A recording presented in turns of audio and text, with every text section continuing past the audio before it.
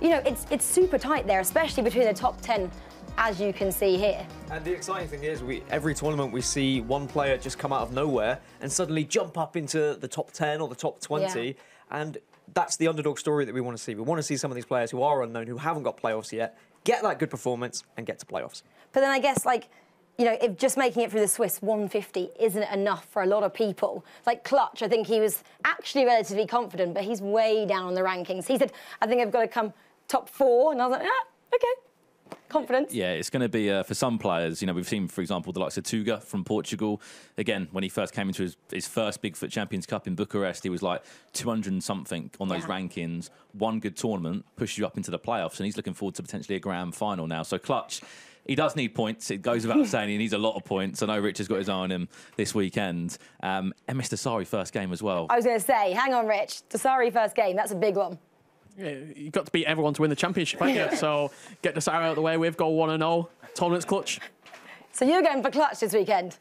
I'm not. He's going for Clutch. He's putting it out there. There's a lot of opportunity for him, and often when you see players who back against the wall, they seem to pull out something big. Look at Premier League teams in the past, last 5-6 games, when they need to win, they often do win. Is it Clutch's time? Well, I'm not going to take that as your prediction, because I think we're going to have a look at predictions from all of us and the guys out there in a little bit. But right now, it's time to go back out onto our grand studio and see who Spencer has. Yes, thank you, Rachel. I'm joined by 2 very talented individuals. Before we talk about them, though, I just want to quickly say that leaderboard you just saw on the Xbox side, that was the top 10 Xbox players that are here at this event, not the top 10 currently in the world. That admin out the way. Right, I am joined by 2 ex-international defenders, Jolien Lescott and Jimmy Conrad. My first and probably most important question to you 2 gentlemen is, we see a lot of back threes in the Premier League now. Yeah. Could we... Is it an option, do you reckon? I couldn't play on the right, I know that. Yeah. You're left. Where do you want to go? Well, I'd probably play in the middle. So I go, I'm right, centre-back's fine with me. I'm happy with that. Impenetrable. Right. We still want to talk, though. Oh, is it not? Yeah. Open auditions and still bring up. Yeah. Richard Buckley, by the way, tough tackling centre-back. Maybe get him in. I'll play wing-back. All right, fair enough. Listen, guys, massive tournament coming up here. You guys have played in huge events, World Cups, you know, Premier Leagues, everything. What sort of respect, starting with you, Jolien, do you have for these guys? Because I know you're a FIFA fan as well. You see these guys play at the top of their game. As someone that's also been at the top of his game, do you feel that mutual respect? Yeah, definitely. The fact that they put their hours in to be the best and regarded as the best in their industry it's a credit to them. It's not easy to just play Xbox for a number of hours. We'd all love to do it. I know I would. But to put that dedication in and be so good, it's a credit to them all. I know you're a decent FIFA player as well. You were talking earlier in the green room about your current sort of weekend league records. Where are we putting you? 20. I'm hitting 20 consistently, but I'm not getting above that. And the next step is obviously 23. I need to upgrade my team a little bit, so I'm hoping to do that. I didn't know that about him, so maybe we should not have him in our back 3. You know? He can do both. Find a man that can do both. That's true. That's true. That's better than me in the weekend league. 20 wins is decent, though. Obviously, 27 is what you need to be FUT verified and start qualifying for these sort of events. Jimmy, you and I have been at so many of these events now. How are you feeling as we approach the business end of the season? What I find interesting is that when we're at the first major in Bucharest, there was a little bit of looseness. Everybody's a little bit relaxed. Oh, there's so many tournaments. There's so many different ways to get points. It's not that big of a deal. But here, you can feel the tension. Yeah. Like, it's now or never. You know, you have 3 or 4 games left, let's say, in the Premier League. You could get relegated if you don't get results in these games. So you can sense it a little bit. I'm excited to see how guys perform under that type of pressure. It's a little bit less banter flying about, around, yes. a little bit no more. Question, no question. Yeah, it's definitely tense. OK, well, obviously, points are crucial here, but prize pool is another thing we should think about. Sure. Take a look at what's up for grabs in terms of cash money for these guys. Right, look at that. $50,000 for first place. That's unbelievable, isn't it, considering where competitive FIFA was just a few years ago. The grand final used to be $20,000. Now it's the grand final. Yeah. We're getting $50,000 for a major like this. Second place, $30,000. Third to fourth place, $15,000. Fifth to eighth, $7,500.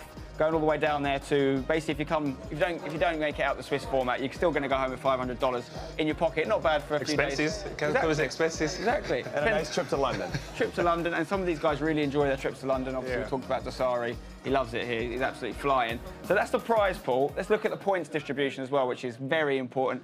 Arguably more important to some of these guys because they want to be able to win future prize money in other events. Of course. This is what we're looking at. So first and second place share 1,500 points. They both get them. So really, the difference between finishing first and second is that extra prize money, that extra $20,000. Sure.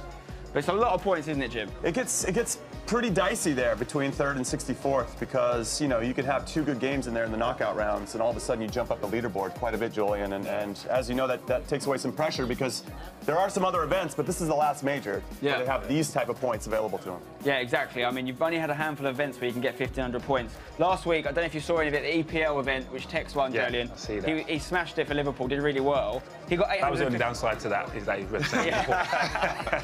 I know, my boys West Ham did terribly, I've got to say, I was really disappointed. But he got 850 points for that. So it's a huge event in terms of the stature of it. But again, it shows you how important these majors are because it's almost double. Yeah, definitely. I think the fact there's so many points available to the top 2. Obviously, Tekkz is probably favourite going into the competition, but there's other players that are going to believe they can get the 2nd place. Yeah. I'd like to think that somebody thinks they can dismount Tekkz at the top. At some point, he's going to be rattled. He's going to fall off the horse, but he's proven that he's the guy. Yeah. And you got to respect it till otherwise. Leading the leaderboard's great. You can do it all year long, but if you don't win the E-World Cup Grand Final, I know what I'd rather do. Yeah. Is win the big one at the end. Yeah, So of course. Still a lot of pressure on Tekkz. It's not just the players, though, of course, that can pick up some fantastic things over the next few days. You guys at home can as well. We've got our famous Twitch drops happening throughout the next few days, where you can get players and packs and all these kinds of things dropped into your FUT account. Make sure you've linked your Twitch with your EA Sports FIFA account, otherwise you can't win, but you get rewarded for watching, which I think is fantastic, don't you? Yeah, it's great. I love it. If you could have any player in the game that you currently don't have, Jolien, who would it be? Prime icon R9. Yeah. Like, that's my favourite player of all time, so any way to get down, I think I'm going to start up a Twitch account and get into that competition. Yeah, definitely. You've got to link it. Yeah, Team of the Year Mbappe would be... Oh, yeah, that's my nemesis. What a so player. frustrating when I come against him. What a player, what a card. Yeah. Well, I'm sure we'll see both those players used a lot over the next few days. Let's take a look at our schedule for today and how things are going to go down. And we're going to find out the order of things, obviously starting off very soon with our first Xbox game, which you guys can be voting on. Don't forget to go over to the EA Sports FIFA Twitter. This is the schedule. First game's kicking off pretty soon, in about 10 minutes' time.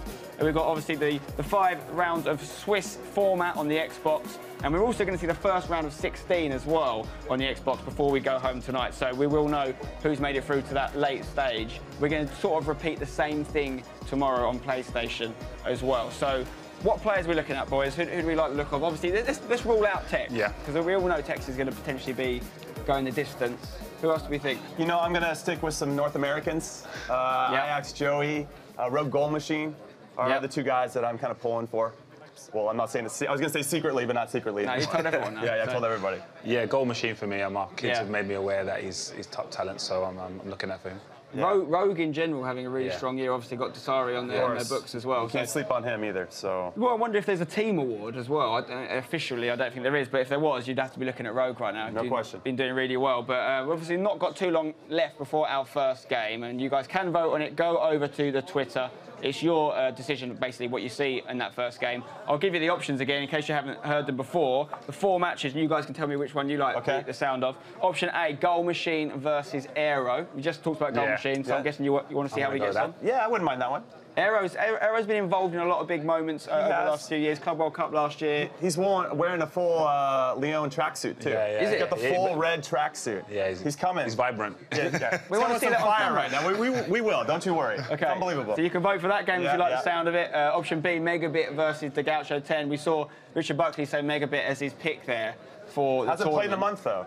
That can work for and against you. Yeah, I know when I've had spells off the game and you come back, you're itching to get involved, so hopefully he's feeling like that and he's raring to go. Yeah. Okay, the last 2 options just quickly. We've got MS Dasari versus hometown hero Clutch, and option D is Tass versus Airborne, which I know Mike LaBelle was keen on seeing. And that's pretty much it for our preview, guys. When we come back, we're going to be kicking off the FIFA Ultimate Team Champions Cup 6, and I'll hand you over to the capable hands of Jimmy Conrad. So don't go anywhere. We'll see you soon for some FIFA action.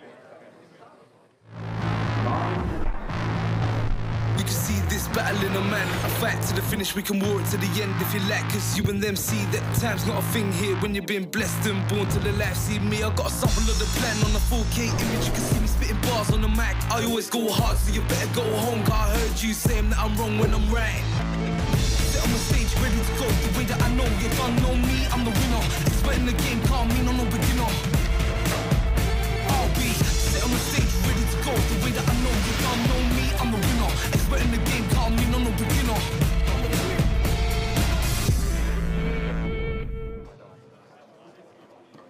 Welcome, everyone, to the last FUT Champions Cup of the season. I'm Jimmy Conrad, and there are so many points at stake for this one, guys. So many global series points at stake. It's going to have huge implications on who makes the playoffs and who does it, so it should be a great few days of action. And speaking of great, let me introduce Kyle Walker, who's here with me and Joey Lescott. Now, Kyle, you've been with me since the beginning. Yes. The first major in Bucharest. Yep.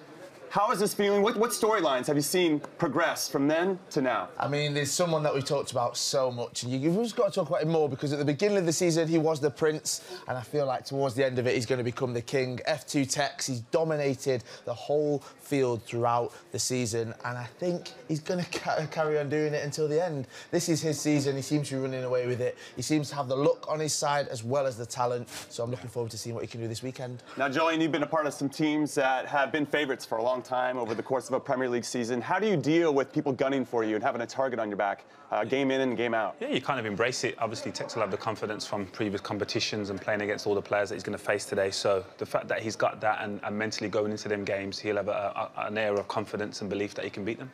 Okay, and then Kyle, what's your excitement level? Like, what's your hype level from 1 to 10? I mean, off the charts right now. I'm glad that Spencer stood out because actually now this is like a proper back three right here. The three big guys are in, and I'm excited. I love it. I love it. So you're pretty excited. Cannot wait. And then, how are you feeling about the pressure in the room, Julian? Because it feels a little like tension. Yeah, but obviously usually it's different because obviously you've been there from the start. For me, I'm just seeing a lot of relaxed players. Generally, but overall, I'm sure that when the game starts, it just seems quieter, I think, than what I'm used to. More focused. It feels like everyone is kind of really, really focused on the games ahead, even if they're practicing. Apparently, in the practice rooms yesterday, it was complete silence. People were so focused. Yeah, that's when you know it's serious. When people are quiet, then you know it's serious. So it's really exciting, and I just think it's going to be a great 3 days of FIFA. Okay, now, I don't know if you saw the poll or not. Everybody, I hope, voted online on Twitter. Goal Machine versus Arrow. So that's the number 4th rated player versus the 163rd. Was that one you'd want to see? Or maybe Megabit versus Dagacho, that's number 3 versus number 207? I mean, there's somebody here that has been amazing as well. The Saudi Prince, MS Tassari. That is someone he's ranked second against Clutch, who's 31st. Yeah. So that's not too shabby. And then you have Tass, who's 14th, versus Airborne, who's 118th so far.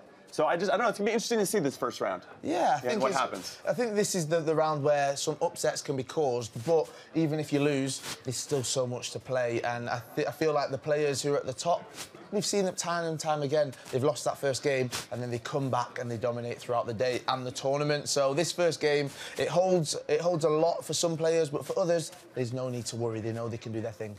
Okay, well, I got a winner for you. It's been announced. MS Tassari versus Clutch is going to be the game that we're going to see. The second-ranked player in the world, the reigning FIFA E-World Cup champion versus Clutch, who's number 31 in the world. Now, Clutch only has 109 points in his Global Series points. That's not a lot. Whereas Tassari has 3,844. So I'm curious to see, and you mentioned it earlier, when they have their back against the wall, how are they going to perform, Julian? Well, with a name like Clutch, you expect him to produce big things. Yeah, you can't take that name without stepping up. And to be honest, obviously going into this game, all the pressure's on Mr. Tassari. Everyone expects him to win, but I'm sure Clutch is very confident in his own ability. Yeah, Kyle? What's exciting about these tournaments, what's exciting about this format is there's upsets could be made, but there's so many Global Series ranking points up for offer that actually, if somebody does well, if Clutch has a great tournament, that completely changes those rankings, and it changes it for everyone that's not here, and he pushes himself further up, and that's what the pros want. They want to get as many of those points as possible so they can move on and keep on going in the season. Now, Julian, I don't know what kind of superstitions you used to have as a player, but one of mine was, and I didn't have many, but one of mine was, how I played in the first game of the season, or how our team played in the first game of the season, really dictated what the rest of the season was going to look like. Yeah. Now, do you feel like that's the same type of thing? Similar statistician to you. It was more the last game of pre-season. That was kind of my focus. But yeah, in terms of this tournament format, you want to win your first game. It settles the nerves, and obviously if you're chasing it going into the second game, then obviously nerves kick in and you make mistakes. Right. Yeah, we've seen those mistakes before. Me about my professional superstition. Well, I mean, your name is Kyle Walker, but 115. Not the Kyle Walker not that I was as familiar with. Yeah, but this first game, I mean, you talked about it a little bit, but yeah, I think that for some of the players, there's so much pressure because they've got to come here, they've got to perform. But for others, it's probably a little bit more relaxed. They're coming into these tournament formats and they're thinking, I just need to go there and show everyone what I can do. And I think the people who are more relaxed, they're going to be the ones that are maybe going to be just ease into it, play their own game, and hopefully they'll cause some upsets, because that's what we like. We like the drama here on the desk, and hopefully that's what they'll bring. Well, the first game is coming up, and just as a reminder, FUT Champions Cup April is presented by PlayStation 4, the preferred console of the FIFA 19 Global Series.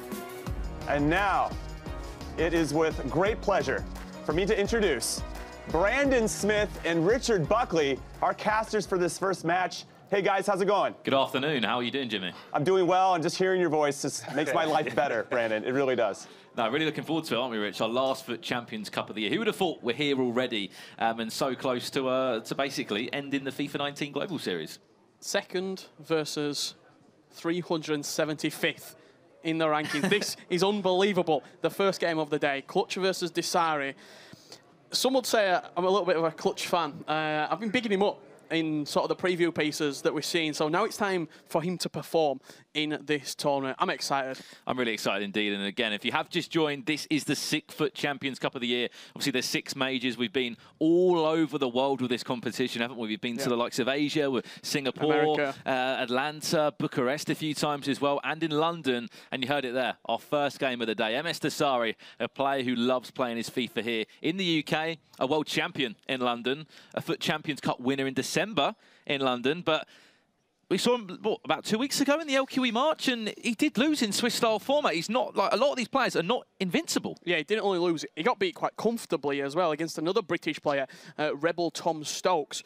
So he's not unbeatable. He's not bulletproof. Is Desari? He made it through to the cross-console final, losing to Nicholas in the end. But this is a big, big tournament for Clutch. Desari is already through to the grand final with the amount of points that he's already accumulated. That's pretty much set up for him.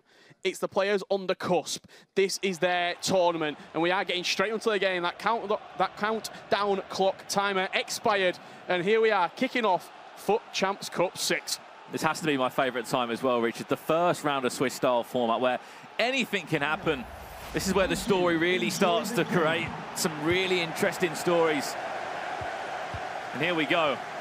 Rogue MS Desari up against Clutch. Used to play for XL, was involved in the Gfinity Elite Series, if you followed that. Season 3 and Season 4.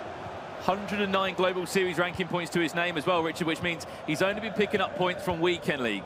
You spoke to him a little bit. This is a massive tournament for him. Yeah, this is the final tournament pretty much for him for the entire season. Make or break time. When the likes of, you remember Sunderland in the Premier League, it was that last 5-6 games, that's when the miracle happened. And for Clutch, this tournament is his miracle tournament. It's going to be MS Desari to get us underway, and that's the first warning sign to Clutch. I'm sure Clutch is not afraid of anyone. He's played in all those online qualifiers throughout the year. But unfortunately, only been able to make it to one event, and this is probably one of the biggest events to be involved in. There's a through ball. Nearly found the legs of Neymar there, but 2 legs of FIFA as always if you do follow these competitions. LQEs for Champions Cups, licensed league partners, the Club World Cup. We've got the E-Nations next week as well, which is going to be an interesting one. MS Desari representing Saudi Arabia at that tournament. Official Saudi Arabian FIFA player, MS Desari. We've got a few of the official players here at the Gfinity Arena here for FUT Champions Cup 6. We've got England, Germany, Norway, Saudi Arabia, France, multiple different nations all here.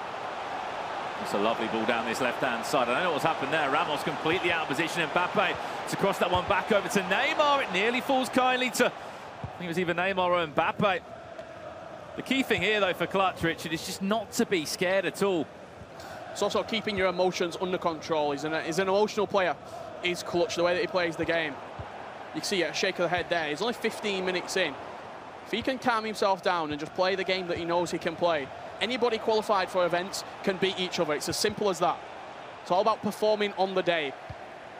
Dealing with the emotion, dealing with the pressure, the nerves, the tension, as Jimmy was talking about earlier on the desk.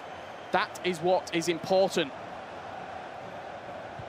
Obviously, last week we saw the EPL, the Premier League team only. Now we're back to, could say, those perfect squads that we see everybody using at the FUT Champions Cups. I'm sure when the team of the seasons are dropped, we'll see some of them involved. The prime icon moments were the last kind of thing to be involved, weren't they?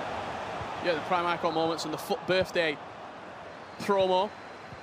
I imagine team of the season might shake up a couple of these teams, but a lot of players really comfortable with the teams that they're using now. As soon as those icon moments +1 upgrades on every single stat sort of came out, it was very much, okay, now I've got the God Squad. This is it. This is going to see me through to the grand final. One of those players obviously did get that upgrade, Eusebio into Ronaldo, who's going to sting the hands of Thibaut Courtois, and obviously one of the tallest goalkeepers in the game. Cross comes over again into the path, and he's just looking to try and find Cristiano Ronaldo's head, like a lot of players have been trying to do. Both of them chances weren't timed green, though, from Desari, so he's clearly warming himself up as well. Talk about that timed green shooting. It's one of the sort of real basics that you have to have mastered and perfected at this level. You're not going to get a lot of opportunities to score goals, so you have to make it the best possible chance that when you do that chance, you're scoring it. Exactly that. Of course, Gfinity Arena playing host to this competition, where this is the 5th tournament they've hosted this year, and out of the 4 we've had 3 PlayStation winners in the LQEs, and obviously the FUT Champions Cup. It's going to go back for a free kick there. Eusebio a little bit too keen out for a goal kick instead, but you've got to think as well, MS Desari, go back 2 weeks as we mentioned, he was in a cross-console final against Nicholas, in which it went all the way down to the wire. I think it was a 3-1, then it went 3-1 the other way, then it went to extra time. That's going to be in his mind a little bit. Pulled it out in the end, and it's, I think for the standard player that might play on the mind, but for someone like Desari, who's sort of just a winner, that's what he is. He's a champion, he's a world champion, he's a serial winner at these events. I think he sort of eliminates the bad memories very quickly. You don't become a FIFA 17, FIFA 18 and FIFA 19 champion across 3 different titles of games, 3 years in a row, without having an unbelievable amount of self-belief.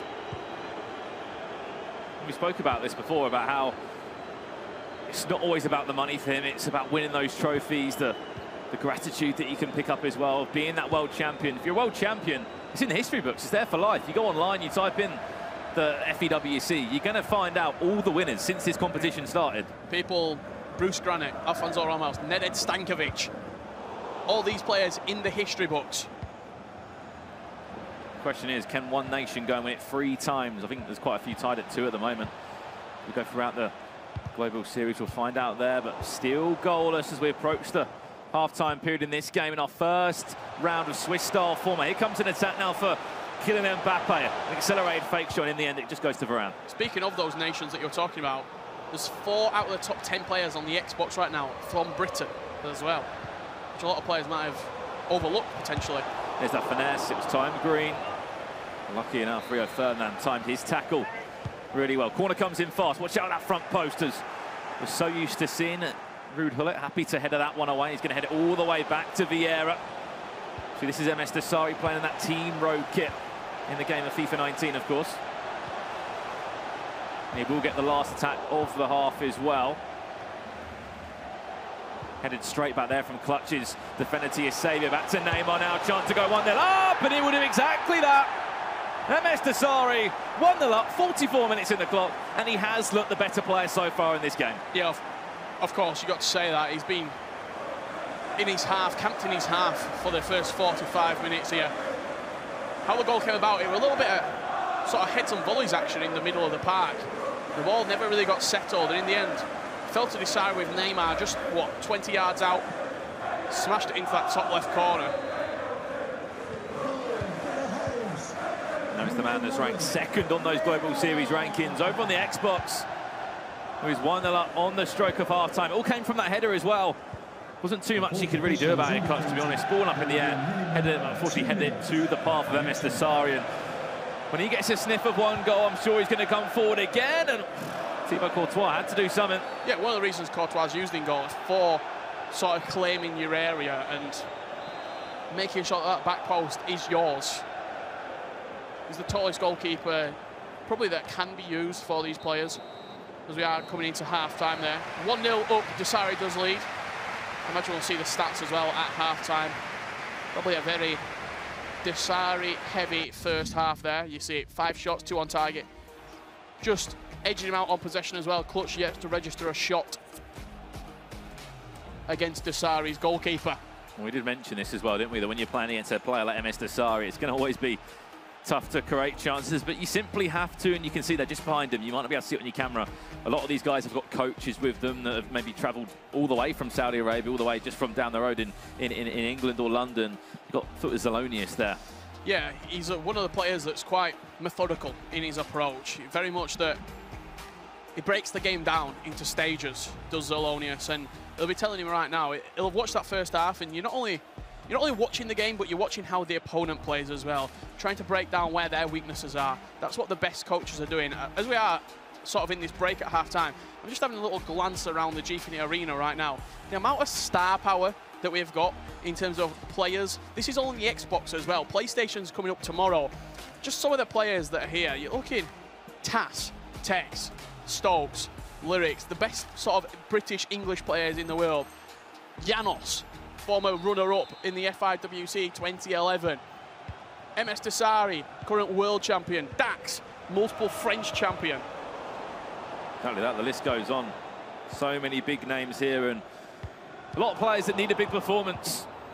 As we keep saying about these playoffs, these finals, the Global Series rankings, that is basically the way to get yourself to those tournaments, the big tournaments. Ball all the way to the back post now for Cristiano Ronaldo. What a save. Bit of goalkeeper movement there, but just the height of Thibaut Courtois was just able to get a right hand onto that. Corner comes in as well. Ferdinand, tell you what, that's an acrobatic effort, but that's an interesting one there. Courtois going to play it out onto that left-hand flank for CR7, but Ramos actually wins it in the air. Something very, very surprising to see there. We've seen how Clutch has been playing out a few of his goal kicks. He's been dinking out to Ramos at right back, then heading in field to Hullet to eliminate the ball coming straight back towards him. Here is MS Dasari again. 2 early warning signs in this second half. Hullet now, his turn to have a pop at Thibaut Courtois, deflection out for a corner. Watch out for Ronaldo.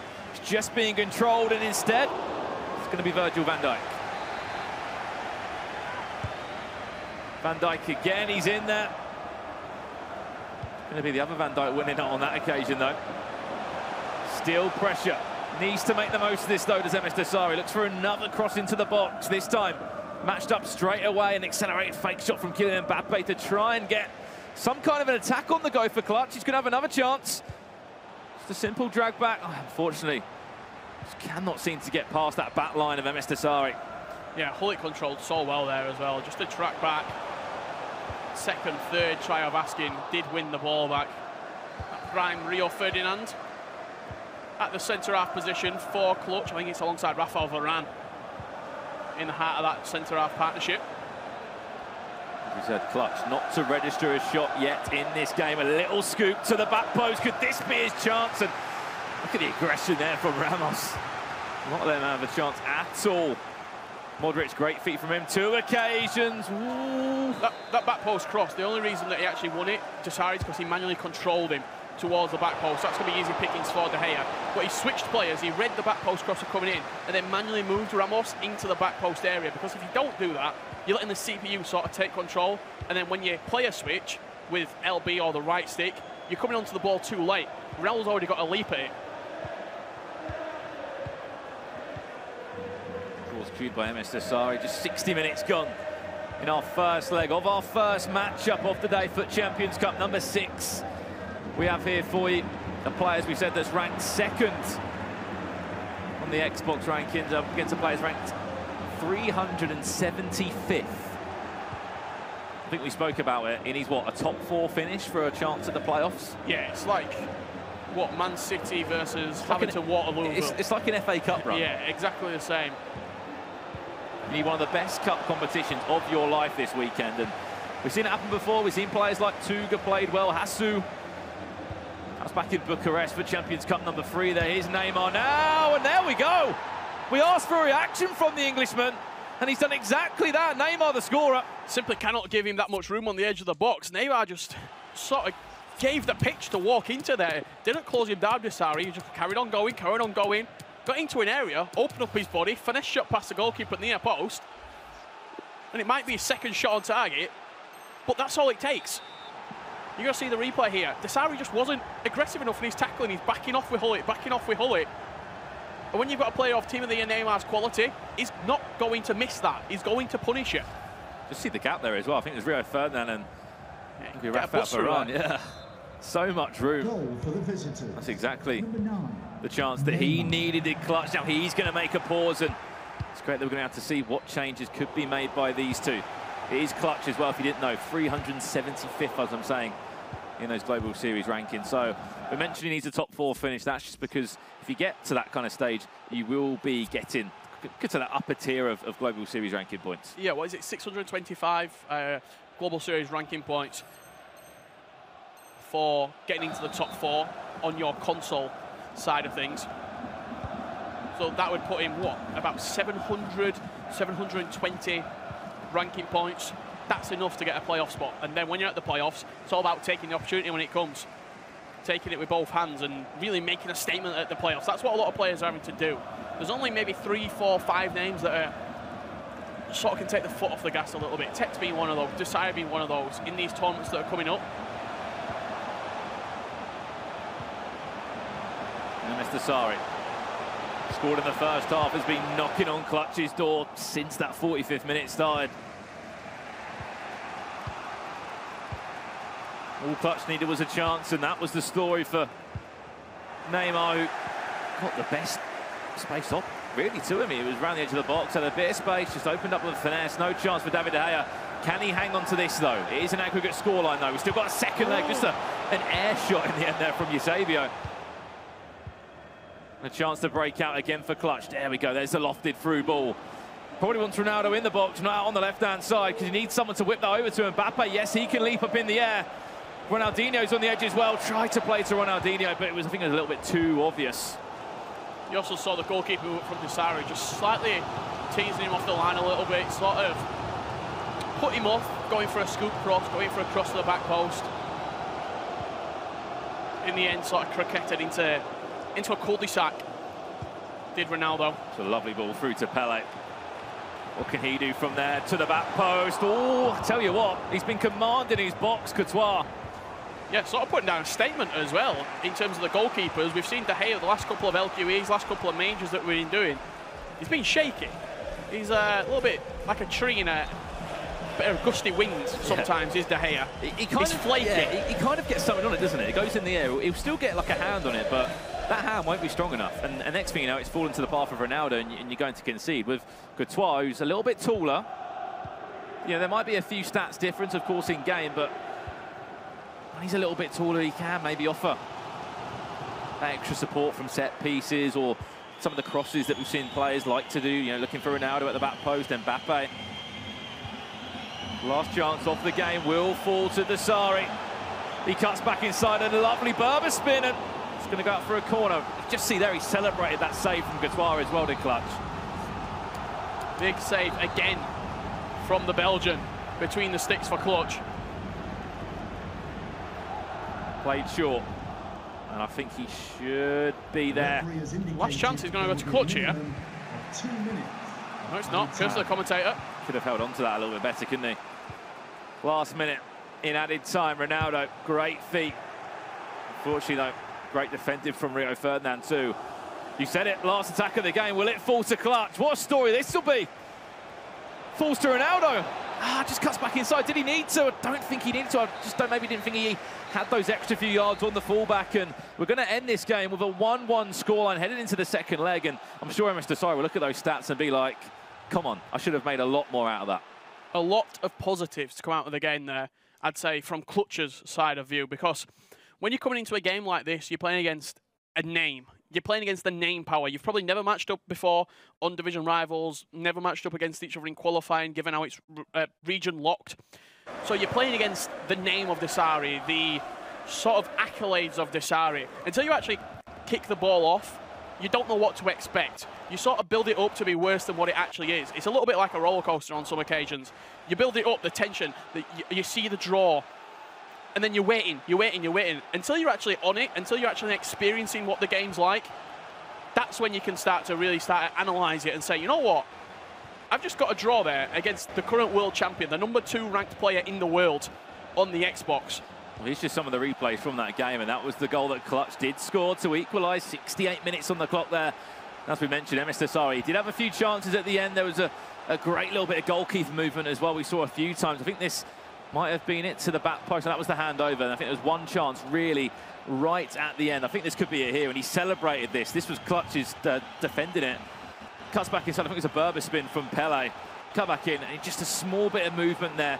Keeper Courtois got a leg on it, and then that was enough to send it through. But just going back to your point you said, Richard, when you come into tournaments like this, everyone's here for a reason. Everybody's qualified online. You know, we often say you kind of play a tournament at home to get to competitions like this. You play 5 rounds of Swiss and knockouts from your bedroom or wherever you're playing these qualifier games. When you come to a tournament like this, you can't think, oh, he's a world champion, oh, he's done this, he's done that. You've just got to take it back to a game of FIFA. That's it's 2 games of FIFA. He's done that exactly well, and he's drawing at the moment, 1-1. And he looks quite composed as well. I just saw him down there talking to hashtag Ryan at the interval in these games. Everyone kicks off at the same time, so sort of the games are finishing at the same time. The round of fixtures finish at the same time, so we can get the Swiss format sorted. You can see that beautiful overlay of all the gamers there. You've got half of the arena, 16 players on one half 16 on the other. Plenty of movement, plenty of coaches down there doing their best to get their players fired up for this second leg. Obviously, the Gfinity Arena has been a spectacle this year as part of that FIFA 19 Global Series. We've had the FUT Champions Cup in December here, which MS Tassari, funny enough, went and won. And then we've had LQE January, February and March here. We've had all PlayStation winners on there. Nicholas picked up 2 of them, and Stefano Pina picking up the other win there. But will it be an Xbox player? Will it be a PlayStation player win? Obviously, we've still got many days in front of us. We've never had a FUT Champions Cup PlayStation winner. Simple as that. We've never had one. There's never been a name in that trophy. Yeah, in 2019, especially. I think the last time you go back to sort of a major PS winner, go back to that Principe against Gorilla. Looking to get started straight from kickoff there. It looks like, I'm not too sure if we got the aggregate scoreline on for both of these 2 players, so we are just going to restart the game there. Very, very sharpish indeed. I was going to say, I thought he was about to go 1-0 down there. Like, it's about 2 minutes in. I think it was MS Tassari with the first shot of the game that was registered, but we'll make sure we get back into that straight away there, and you can just see maybe some familiar faces there. You got Honey Badger. Obviously, he's going to be at the E-Nations Cup next week with New Zealand. What a story that was. He flew, what, so many thousand 12,000 miles to play 1 game of FIFA, and obviously to go and represent his nation, which is a fantastic big deal. And we'll be talking about the nations a little bit throughout these next few days. Of the players, as we mentioned, that will be representing their countries in the level of competitive FIFA, which is an amazing achievement. See Tassari there on your screen. Tekkz just coming back into picture as well. The highest ranked seeds there on the top row of players. You've got Megabit, Goal Machine, Dax, Tassari, and Tekkz. On the other side of the stage, it looks like Lyricz, Tom Stokes, Tass, Horozia, Janos.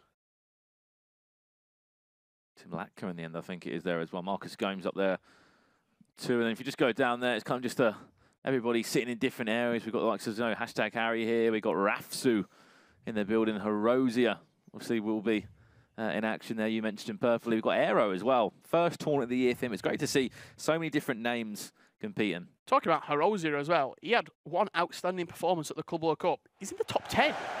That's what 1 performance can do for you. Wasn't it? What a story that was. So I think the issue why we did restart was that Tassari got kickoff in the first game and it was Clutch's kickoff in the second game. So we've just restarted it now, got the home and away sorted out. Wouldn't have been a bad start, would it, with R9 there. Just flicking that one up and nearly causing a problem for Tassari. We're going to go back for an offside then anyway. R9 created that chance and now it's just offside. But we are in this one. This is our second leg of the first round of Swiss-style format. The way it's working as well, this competition, just Xbox games played today. Then it'll be PlayStation games tomorrow. So if you're following a PlayStation player, tomorrow is the day to do that also. If you're looking to watch the likes of Tekkz and the big names here, do not go anywhere. It's all happening here today in London. How does Clutch approach this second game? Could be in there. We are 9. He's decided to delay. Does he go and get that first goal? If he does, it's all about trying to hold on to that. He's now. bullied He him. Barges him off. In comes that cross. Watch out for R9. There's the header, and it's time yellow, and it's going to go over the bar and out for a goal kick. Yeah, just a little bit too far out, and given the fact that he did time it yellow as well, not going to be troubling Desari there, but again, positive signs for Clutch coming into this second leg. On the other side of that, MS Desari just needs to try and get himself a goal, but look at the aggression there of every single player for Clutch, not giving up. Has to be careful if he's maybe doing a constant pressure, he does not burn his players out straight away. Modric to Cristiano Ronaldo. This is great signs from a player who just seems to be fearless at the moment. Giving the ball away though. Look at Eusebio, quite isolated up top, but he's done unbelievably well to bring Mbappe into play. Now Mbappe, accelerated fake shot, drops back inside to the edge of the box. Everybody's there. Defending with your heart on your sleeve from Clutch. Looks like he's playing, I think, Mbappe up top, Neymar in at cam, and then R9 on the right cam, CR7 on the left cam. You just see this MS Desari's loving playing down those flanks, and that's exactly why. Get it into the big man, and 9 times out of 10, he's always going to be winning that aerial battle. Cristiano Ronaldo. You saw MS Desari 2-1 up. You saw as soon as that came into him at the back post, he got the run on it, he got the leap on it. Ronaldo, what, 8 yards out, he's not going to miss. Heading the ball over the top of the goalkeeper, and MS Desari reclaims this 2-1 lead. Just see there, looking to his right, he's actually just watching Tekkz's game. Which maybe just shows he's not worried about this. He might only be 1-0 up. Still a long, long time to go. Clutch now back chasing the game. Similar position to was in leg 1. It's only 1 goal though. It's not really a big scoreline when it comes to competitive FIFA. I think we saw it last time when the likes of Tekkz was 2-0 down against Fulham. I think it was a Diogo. Next thing you know, he comes back and scores an incredible goal. Calvert-Lewin at the back post. Here's a chance for Clutch. Could it be 2-2? I tell you now, the composure to go and do that. He could have easily just smashed it into the left bottom corner. Took all the time in the world on it. Just a very delicate little finesse. Dragged back into the gap and then just slotted it past the goalkeeper at the near post. Like he's playing a practice match. Clutch there. I was expecting a low driven across the goalkeeper or just a power shot past the goalkeeper, but shows he's got that unpredictable element in his locker. Shows as well how calm you have to be when a chance does fall to you, because probably created 2 chances last game? He's not going to get many of them. That's the thing, innit? That's why you have to be so clinical in front of goal. Unless you're someone like Tekkz or Desari who's creating 10, 12, 13 chances a match, you're simply not going to be able to create that sort of input. Great defending at the back there, Marcelo and Modric. Interesting to see Modric as starter as well. For Clutch, some players prefer to sub one a little bit later into the game. Yeah, he's not using Vieira. I think he's using Hullet and Modric in that CDM position. Modric just gives you more going forward than Vieira. Vieira is very much a brute in the midfield, whereas Modric, he's got that creative element into his game. He can defend, but also he can go forward. He's got the 4-star skills in the back pocket. Neymar to Vieira. This is MS Desari now. We are all square at 2-2. It's an aggregate scoreline in our second leg. This is for a chance to go 1-0 on that Swiss-style ranking. Such a vital interception. I'm going to say, if that ball goes through, that's probably going to be 3 goals to 2. Done really well to play that out there, Clutch. Desari's pressing high. He gave the ball away. See a shake of the head as well. He knows it. Can't fall into the trap of the Saudi Arabian. Eusebio. No one's at the back post there. Oh, no. Oh, wow. Bit of fortune. Oh, the rebound as well. You can just see Clutch there. He's praying to someone, because that is like a FIFA card, the luck he got there. When things like that go for you, you think, this is my day. I'm going to win this game. Things like that don't happen. That goes in every other time. And if he can score from this right now. It was more the fact that we've been hyping up Courtois for how good he's been in the air. He got nothing on that. Yeah, he literally just played it to Ronaldo. Like a wet towel at the back post. Thibaut Courtois. Nothing solid at all. And a little bit of fortune that Clutch, I'm sure, will be very grateful for. And MS Desari back to the drawing board now. It's warning signs, though. He knows that he can easily go forward in this game. Look at that run. Oh, just didn't get that ball off. Did clutch. And Mr. Sari, on the other hand, he'll be patient. He'll build into it again.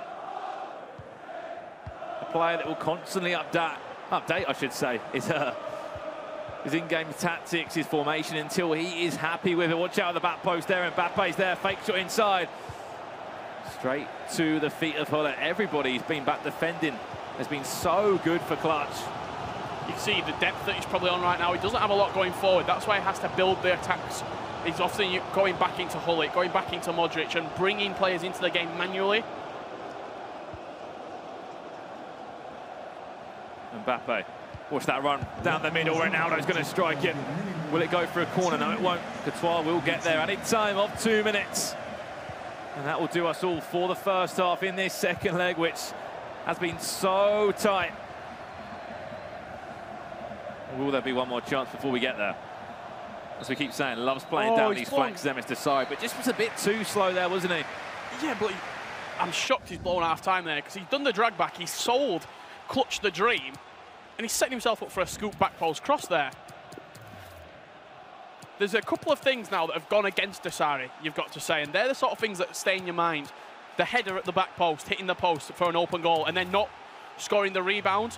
The referee blowing half-time there, when you've got a really good opportunity to score.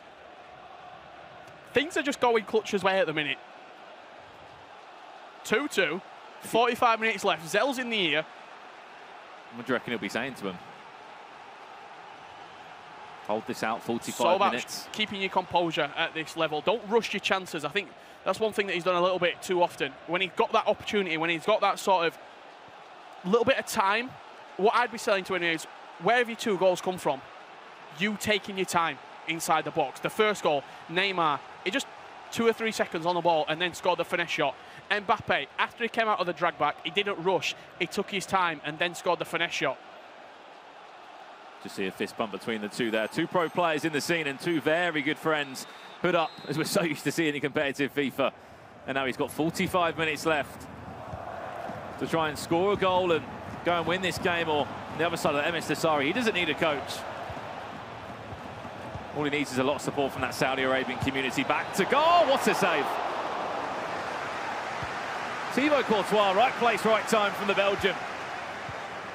And a chance to break away again. Just how he's going to break away. The amount of times we've seen, not just in this game, but throughout the whole global series, a 4-2-3-1, those 2 CDMs. So hard to break down, especially if you can use them well. Mbappe, he's just offside. So he came forward with Ramos. He sort of half committed into the tackle. And as soon as he realised that Mbappe were in behind him, I think he panicked a little bit, Clutch, there in his defending. And thankfully for him, Mbappe was played offside. Just saw there a flick of that right stick to try and do some kind of skill move for him. It's going to fall kindly again. Mbappe, very ambitious. Not timed from Clutch. He's looking for a sort of snatch and grab at the minute. It's going to be one of them. It's going to be one chance that will potentially determine this game. Who will take that chance, though? R9 out to Mbappe. Pressure from Mr. Sari. Still a heavy touch from Neymar. Look at that run on the left-hand side. Will he pick it off with Modric? I think it was too obvious now. Going to go the other way, and that was even more ambitious from him. And there you go, a little bit of fortune as well. It's gone up for a throw, and everything seems to be adding up for Clutch. This is like the perfect game, Clutch. You need to go and score, because Mr. Sari, he goes into next game, he will not probably be facing a lot of the unluckiness that he's feeling at the moment. R9 coming off there, and Johan Cruyff coming on for Clutch. I think Desiro making a couple of changes also.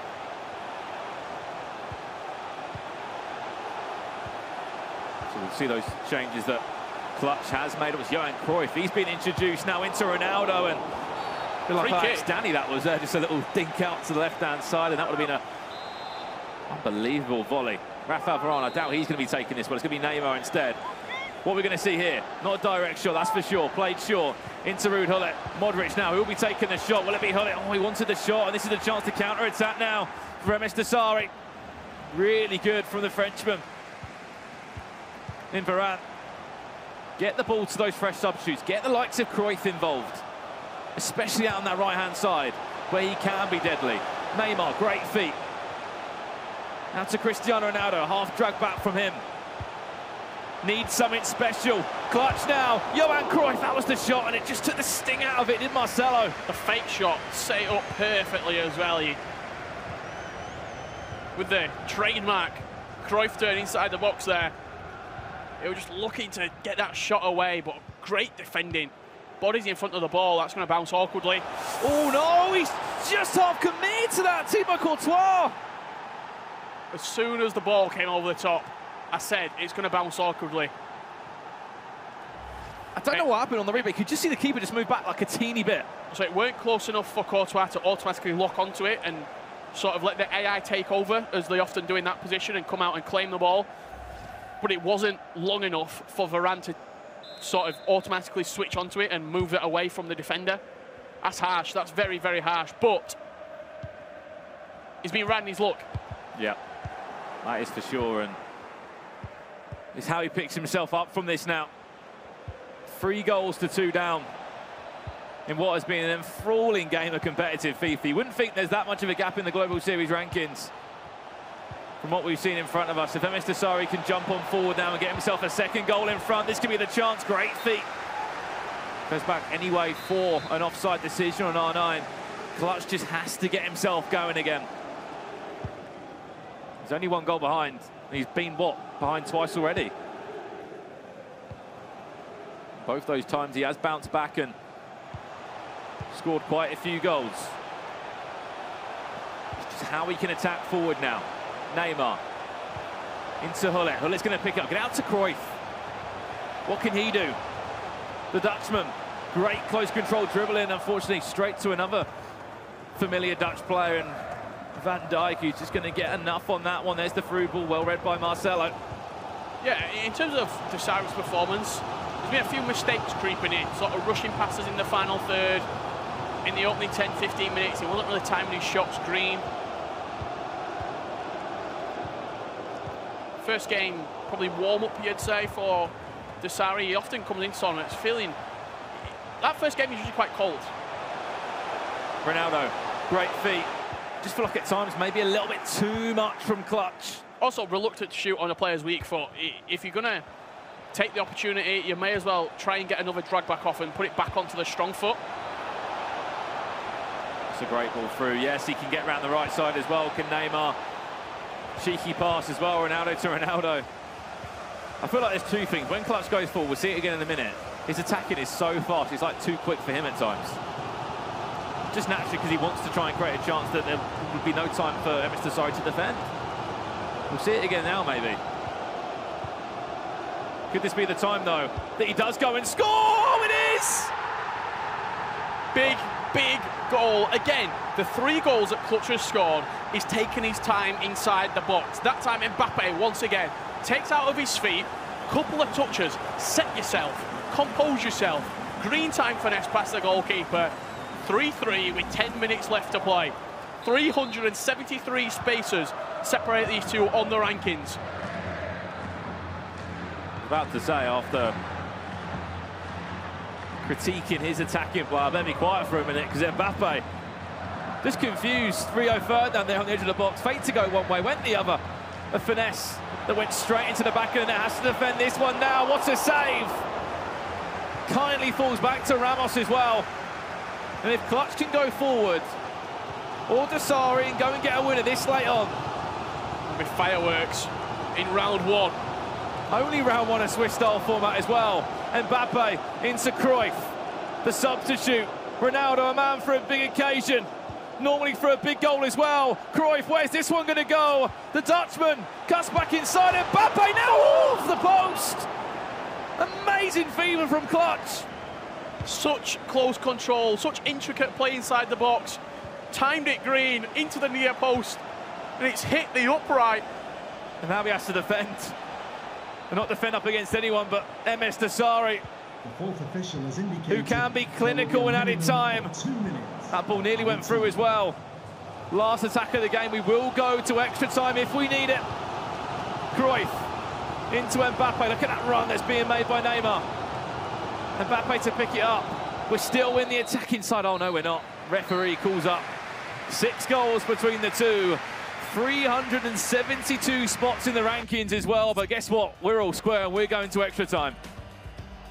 What a game. What a performance as well from Clutch. In So the much first better, game, so much better. they were under the cosh big time. In this second game right now, in this second leg, showing a much better account of himself. And you see the subs coming on for Desari. Pele in at cam.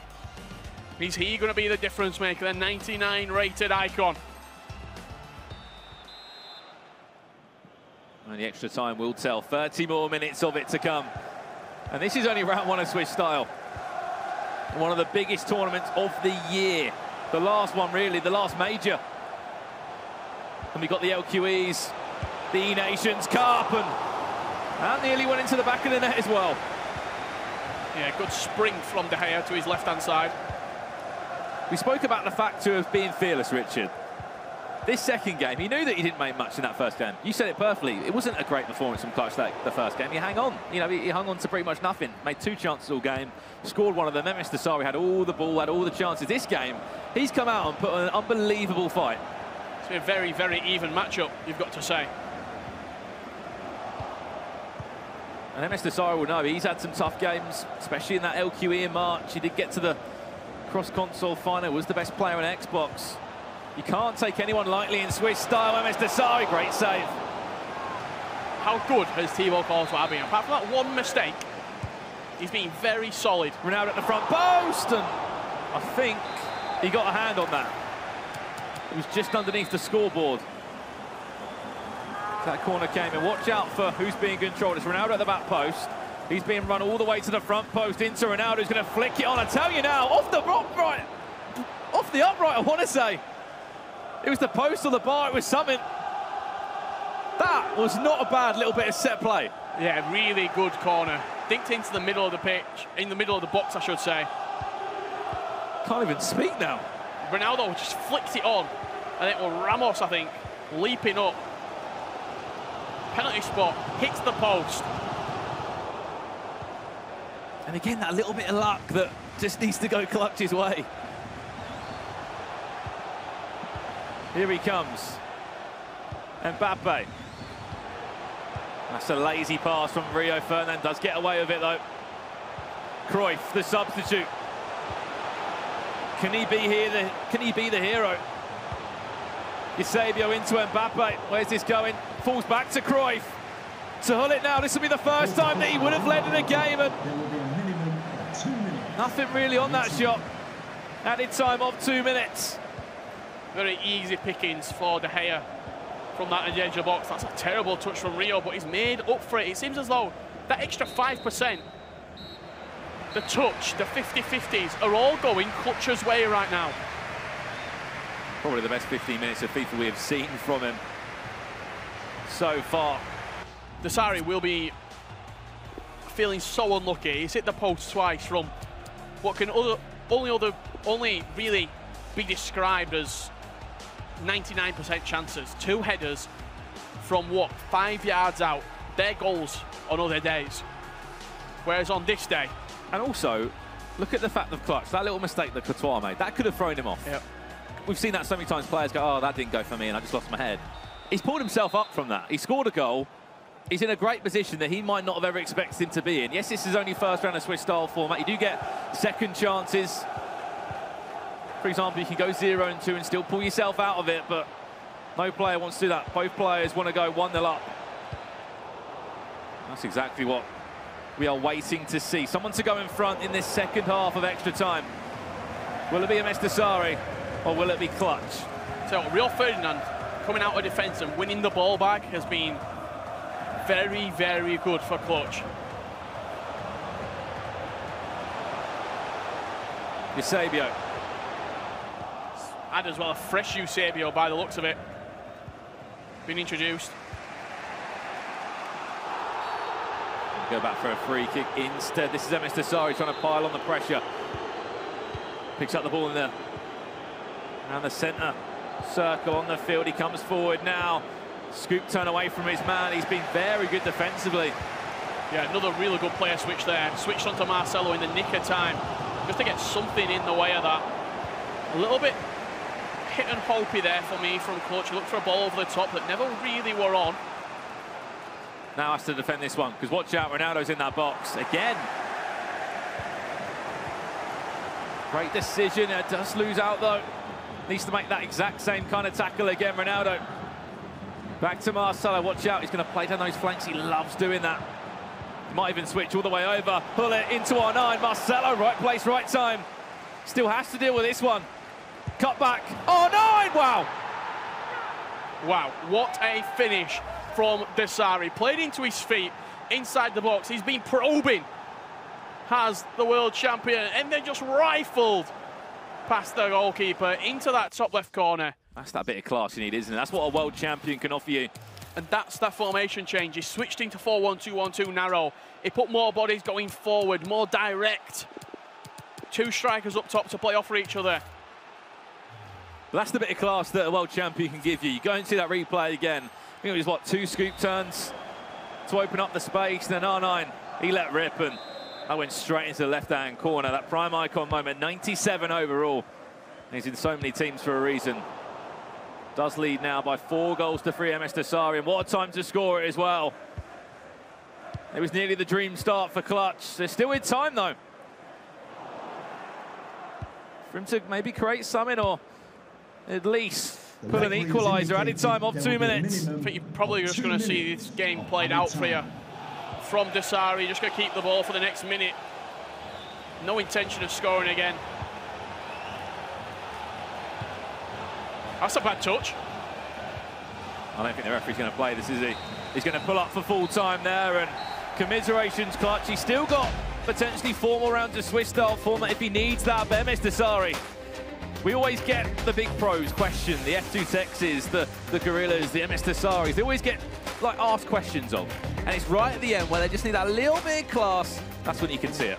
Yeah, that extra 5% just coming out for Desari. We talked about him being a serial winner, and you saw that. He's got ice running through his veins, Desari. He gets the chance and he takes it, snatches the win away from Clutch. But in Clutch's perspective right there, he's just lost 4-3 to the second best player in the world. You can take positives from that. Even though you're 0-1, you're taking positives from that result.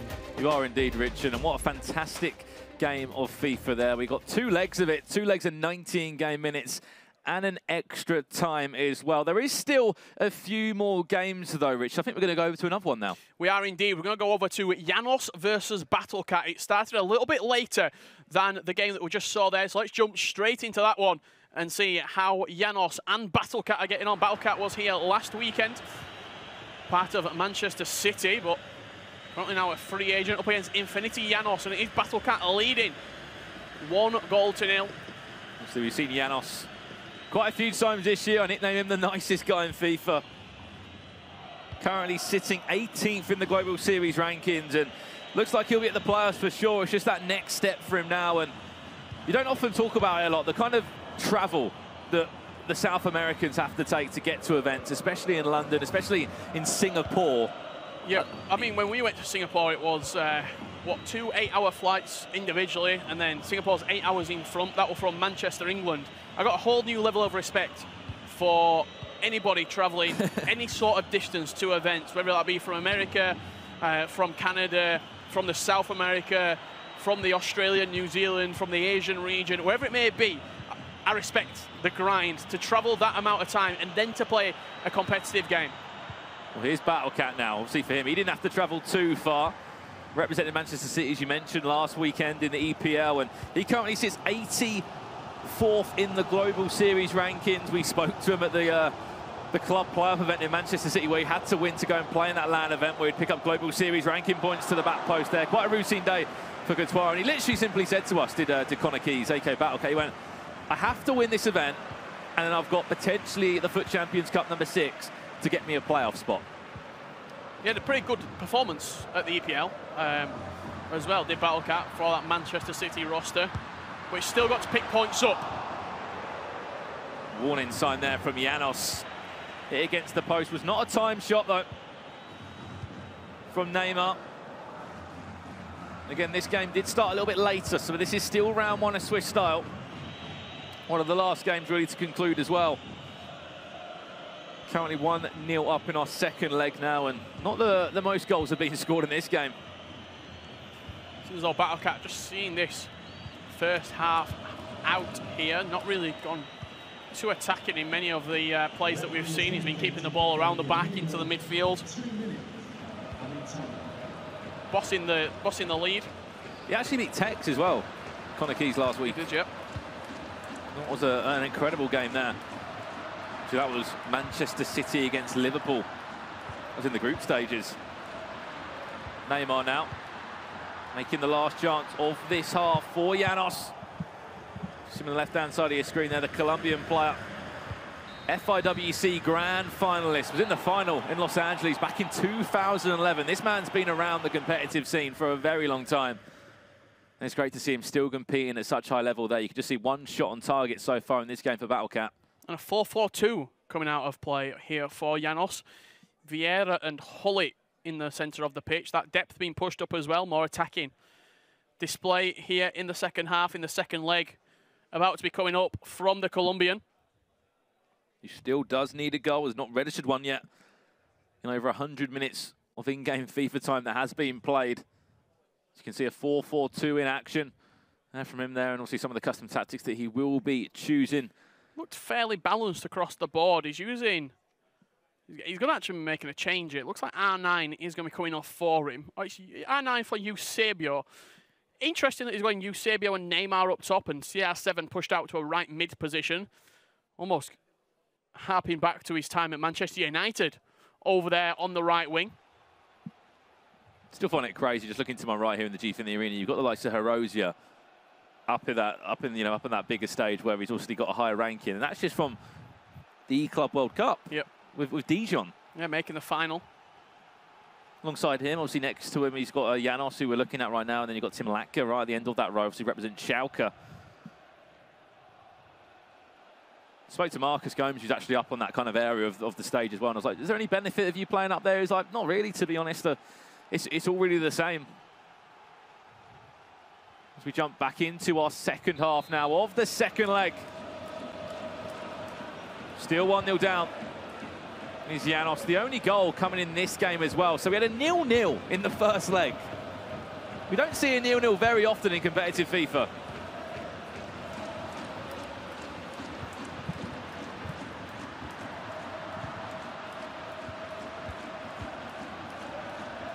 Pull it now into Maldini. Maldini. Alexandro really impressive so far. I believe this is the second leg, though, just to confirm that. I will get some confirmation from Vieira. Into Eusebio. What can be done? Just looking here at some of the scores in front of us as well. We won't tell you too much, but it can confirm it was a 0-0 in that first leg. So that's a crazy score. That's the only 0-0 across the whole Swiss style round one. It's a free kick from 26 yards out now. Can just run over it. Eusebio, where's he going to go with this one? Hullet. Unfortunately, I think that does come of nothing in the end. Or not. Eusebio that just hits the body of Vieira. Yeah, looked fairly straightforward to Reed, did that free kick. Nothing too adventurous off the training ground for Janos. Some of the other scores of big games in that first round of fixtures. In round one, it was seeded. So that were number 1 against 32, 2 versus 31, etc. Approach that 60th minute mark now. Ronaldo trying to play onwards, but as you said, I'm just looking at some of those scorelines. There are some crazy scorelines. Yeah, we'll not tell you them all, but I'll whet your appetite with one of the scorelines. 16 versus 17. Sakul versus #Harry. #Harry with a 7-2 win in his first round. He went 3-0 last time we were here in the LQE. Made a semi-final. Looking to replicate that performance here again in the Gfinity Arena. This time, bigger stage, FUT Champions Cup 6. This is the only game left in round one of Swiss style as well. So as soon as we get out of this, I'm sure Jimmy and the guys at the desk will break down all the matches We'll tell you everything that's going on there. Can he get around the right side of his man? This is Mbappe for Janos. Ramos just about doing enough. Just shows how both these two have been able to cancel each other out, or maybe the 4-4-2 isn't working for Janos. Neymar into Hullet, back to Eusebio. I'll tell you what, if Battlecat keeps a clean sheet over 2 legs, what a defensive performance. Incredible performance. As I said, we don't normally see a 0-0 in any game. We saw them in the first leg. That was coming off the back of what we saw against Clutch and MS Desai. That was a 4-3 ending in the end. There's 7 goals in that one. MS Desai just about doing enough in extra time to ensure he will go 1-0 on Swiss Star. If you don't know how Swiss Star works as well, 3 wins will take you through to the knockouts usually. 3 losses and you're out. Here's Battlecat again, looking for a second. Mbappe through the legs as well. David De Gea. I think he was as even surprised, Battlecat, that somehow went through. Look, he just played it into there, and it was just a simple turn and just straight through the legs. I don't know if the 4-4-2 is working, it seems, for Janos. He's obviously playing it for a reason. I know this is only the first round of Swiss as well, so I won't get too ahead of myself, but something doesn't seem to be working for the Colombian. Going back to that goal from Battlecat, just the way that he's almost been sort of in his shell defensively, it seems like. He wasn't a little bit reluctant to play forward balls from what we've been seeing, to sort of take the game to Janos. He was just biding his time, being very patient. And when that opportunity has come, he's taken it to a fantastic level of skill there, and the degree of skill. We're going to see the replay when the game does resume. The ball just fed into Mbappe. He looked about 37 yards offside, but somehow being played on, and then just slotted through the legs of David De Gea. I think that's what Battlecat were most surprised about, not the fact that he scored, but the fact that he were actually onside.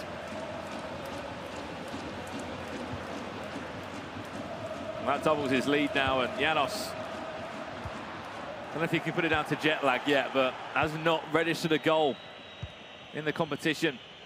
No, it's only the first round, don't get me wrong. I think maybe a bit of nerves as well. Well, he's already made the playoffs, as we mentioned. It's just, for him or for any player, no player wants to leave it to the playoffs to go and try and get a grand final spot. You want to try and do your best to put yourself in the best position, so when you're at the playoffs, even if you just get out of Swiss, it could potentially be enough for a grand final spot. Okay, we don't know what points will get you to the playoffs, what points will get you to the grand finals. These are just rough predictions that, you know, we've gone off from seeing all the tournaments that are available.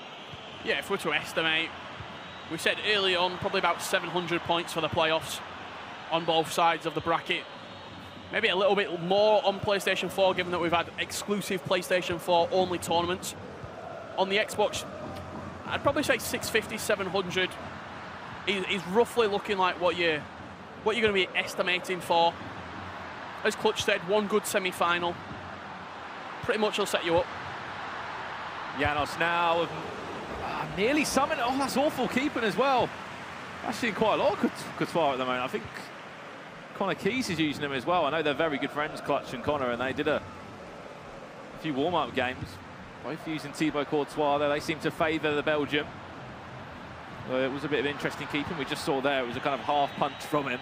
If you are just joining us here at FUT Champions Cup 6, got to remind you, this will be the last game of round 1. We are still in round 1. This game had a slightly delayed start time. There's the ball across, looking for a third. That's a bit risky. Just gave it straight back to there. Lovely test touch from Vieira, but that goes to no one into the last 10 minutes as well. Janos still hunting for a goal, hunting for a chance. He's going to pause again and get straight back into that 4-4-2 that he just doesn't seem happy with. I like this, though. Wants to play free at the back, really wants to go out for this game now. Attacking changes from Janos. I imagine it's probably going to be looking at the players that he has on the pitch. He's got 3 bronze players on the bench as well. I imagine Alexandro in at left mid. Definitely not young up top, that's for sure. Only 47 overall. The bronze bench in superstition. You've got Pele on the bench there that can come on. But Modric and Messi, the 2 subs that he's chosen to use slightly earlier in the game. No one fresh entering the fray. 83rd minute. Messi to Modric. Free at the back now for Janos. However, is there enough time to try and create something here. Here's going to be a chance for him. Great defender, Varane. It's going to fall back out for a goal kick, and just a chance to see this clock out. Let the time run down. In a very comfortable position. He's going to be 1-0. You'll be so happy with his defensive performance if you are Battlecat. If you can keep a clean sheet in every single game, you only need to score 1 goal to win. You only have to score 1. Defensive performances win championships. And he's proven that he doesn't even need to score loads of goals. Yes, he scored 2, but did not score a single goal in that first leg. So clearly something's been working for him defensively, and talk about players hitting the right time in their form. You just shut him down. Simple as that. From the gameplay that we've seen, Janos hasn't been able to create anything that you'd even say is a good chance, never mind a clear cut or a golden chance. I think as well, 66, I think, places or so separate these two in the Global Series rankings, and once again, doesn't really mean too much on in a major competition. Here we go, Janos, and slight bit of goalkeeper movement. There's a nod of the head from Connor Keys. He's going to be going 1-0 in Swiss-style format, and with a very convincing performance as well. Superb stuff. And that's how you get the job done. From, if you're watching FIFA for the first time, that is how you get a performance over the line. Clap of the hands, job done, Battlecat goes 1-0. Simple as that. Clean sheet. It's going to be back to the drawing board as well for Janos. A 4-4-2 didn't seem to work for the Colombian. Obviously, as we mentioned, currently in a great position, 18th in those Global Series rankings. A number of points to his name. Playoffs, yes, they're definitely on for him, but he's just on the verge of that top 16, isn't he, Richard? And we want him to get a better performance than that, I can assure you on that. This is the big performance for him. If he can get the job done here, get a quarter-final, get a semi-final, get out of Swiss, you're setting yourself up so nicely going towards the playoffs and to the latter stages of the season that we are currently in right now. Exactly that. We did see 2 big games here in our round 1, a Swiss-style format. We saw MS Desari against Clutch in what was a 7-goal thriller. An extra-time game as well that went all the way right to the wire. Yeah, 118th minute winner from MS Desari, but Desari goes 1-0. Over to the desk with Jimmy. Tell me some more results. Brandon and Richard, thank you guys so much. But before we get to those results, I do want to mention or give a shout out to Battlecat, fellas, Julian and Kyle Walker, because he built off of a very impressive performance, maybe his most impressive result in his career, or at least in FIFA 19, beating Tekkz in the E-Premier League last week. So confidence goes a long way, and now he shuts out a very talented Colombian, Janos. Is that something he can build off of? Definitely, I think going forward, he'll take this kind of confidence that he's had from last week. Great tournament, then moving into this one. He's going to be feeling confident right now, and you're seeing in that performance there. I mean, shut him out. Exactly. I mean, that's a complete performance. Yeah, definitely. And FIFA, obviously, everyone can score goals, but to keep someone shut out, he's pretty impressive. Yeah, it is impressive. And another game that was impressive was our feature match, MS Desari versus Clutch. Now, this game had a lot of incredible moments because every time MS Desari got a lead, Clutch came right back and tied it up until the very end. Let's talk us through this. Yeah, I think that the result in hand was probably what everyone predicted, but the performance and how close it was, no one did. Clutch come out, obviously, and was conceded early on, but then got himself back into it. But for me, he's very composed in the box. Yeah, that's what we saw time and time again, was that MS Desari was knocking on the door and he was getting through, and then Clutch was responding. And the thing that I think was so impressive about Clutch's performance was he held out, and MS Desari was trying and trying, and in the end we saw what happened with Desari getting that win, but Clutch was keeping him out for so long. So credit and to even him. this, Clutch deserves a lot of credit from that, because playing FIFA, if that happens, I tend to go crazy. when the keeper makes them decisions, kind of my frustration kicks in, but he came back into the game, he scored another goal, and I thought he was going to go on to win it, but again, it went into extra time, and MS then stepped up. Yeah, it's a good example of what I thought Clutch was doing very well. A lot of composure in and around the box, created a lot of good opportunities. It almost felt like MS Desari was being a little rushed defensively. Like he was trying to win the ball a little bit sooner than he needed to, knowing that his opponent was trying to play it a little bit slow. And I think that was... yeah, I don't think it was a level of disrespect, but obviously I think he was just keen. The pressure was on him to win the game. He just wanted to get it ball back as fast as he could, then to go and attack. Yeah, and we see in this minute here, this is what the best of the best seem to do. That actually, even in the finals minutes, they don't let it go. He loses the ball, he wins it back, he pushes, and we see right there. He gets My guy R9 again. Yeah, I mean, it's just a testament to being a champion, right? You deal with adversity in game. You're not playing maybe as well as you'd like, and you still get a result. And I think that's what separates him from everybody else at the moment. Well, actually, he's with our very own Spencer Owen right now. He's with the winner, Emerson Sorry. Take it away, Spen.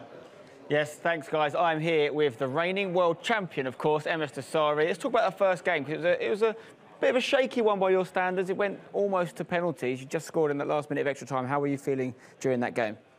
It's the first game of the day, so I got the most important thing, that the win. So I'm looking forward to the next game, but with a better performance. Yeah, because obviously you're going up against a player in Clutch who really needs these points, and you don't need them as much. Obviously, you're sitting quite high on the leaderboard just under Tekkz there.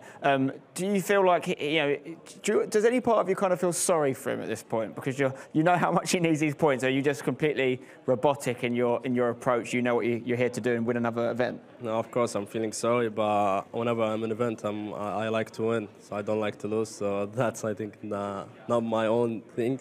So it's my first time to see Clutch. He played a really good match against me, so I wish him all the best. Yeah, good performance from Clutch.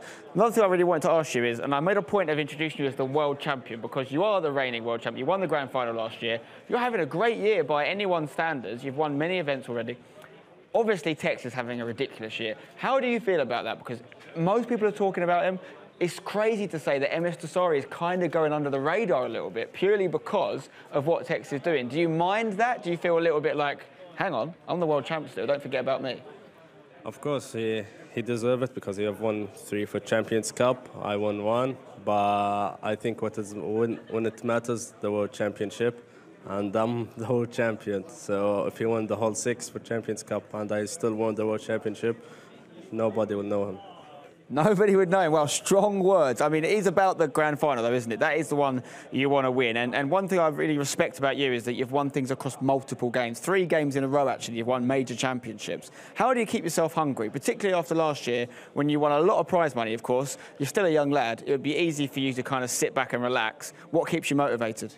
I went to FIFA 19 with a mentality to win also a huge major like FUT Champions Cup too, because I will be the only one who has won in FIFA 17 and FIFA 18 and FIFA 19 majors, so that gives me a lot of motivate.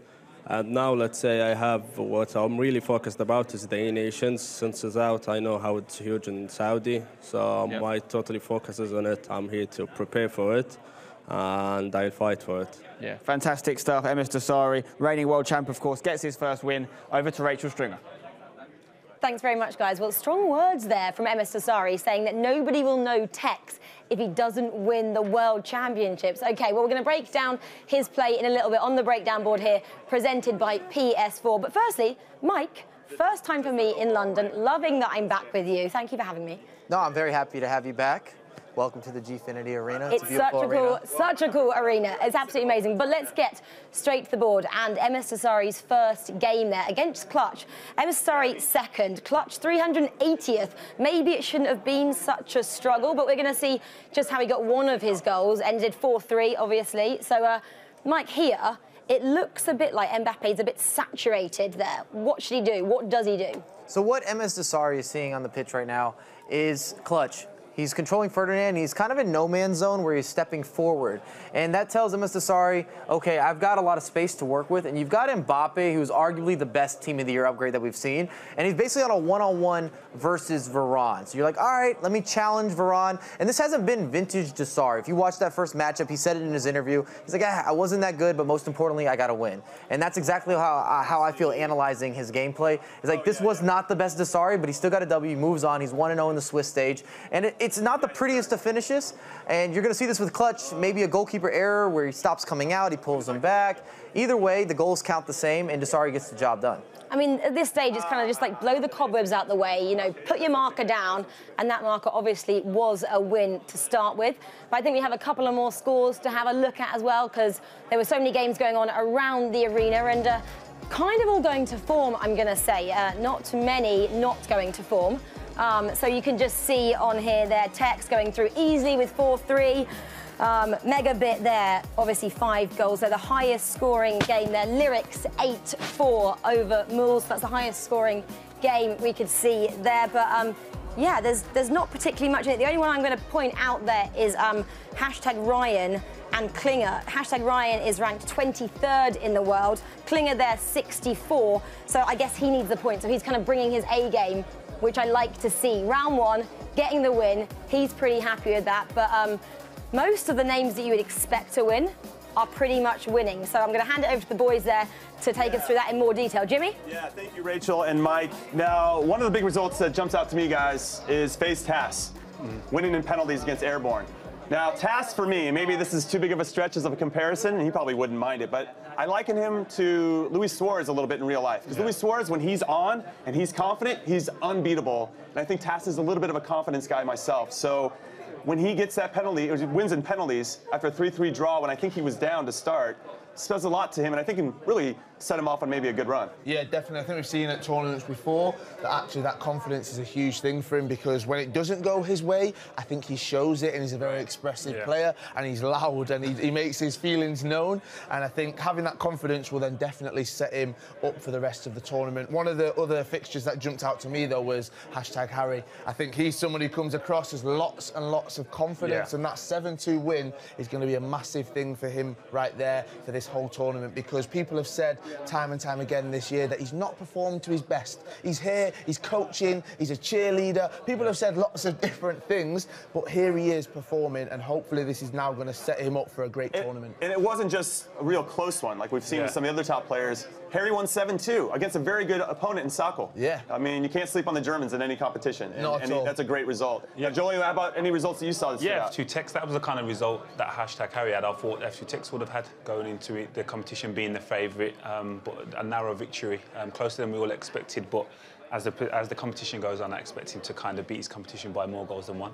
Yeah, so Tekkz ended up beating the Brazilian player Gui, I think is the way to say it. Yeah. Kind of a good thing for him, right? From the Brazilian standpoint, he's the lowest rated player here at this competition.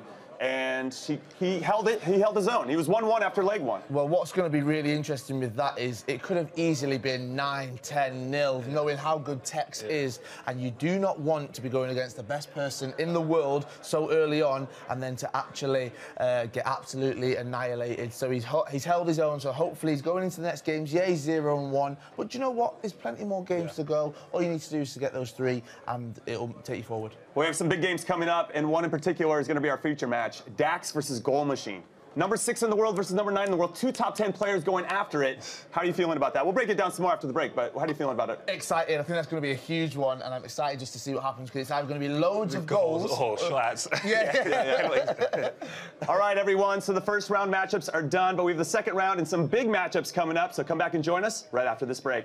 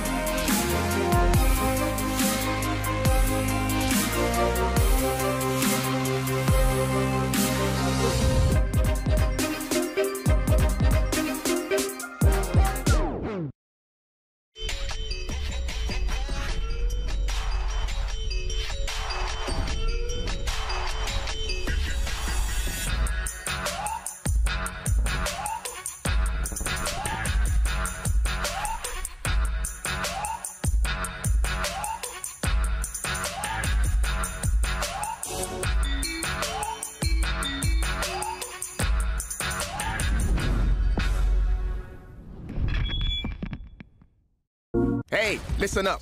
This is definitely a FIFA to get excited about.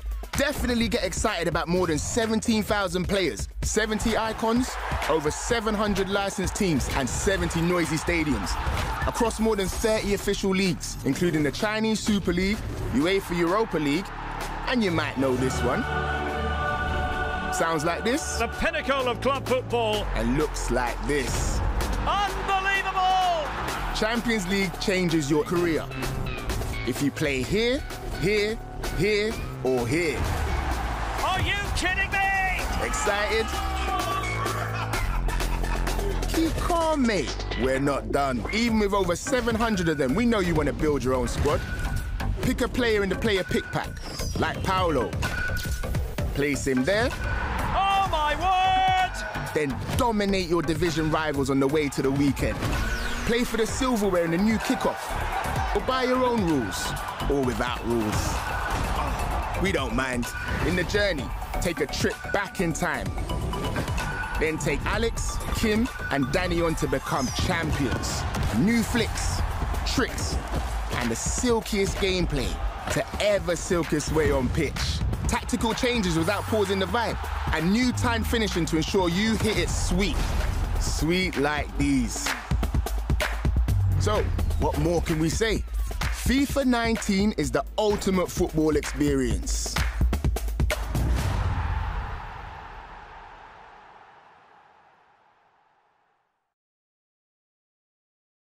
For the players.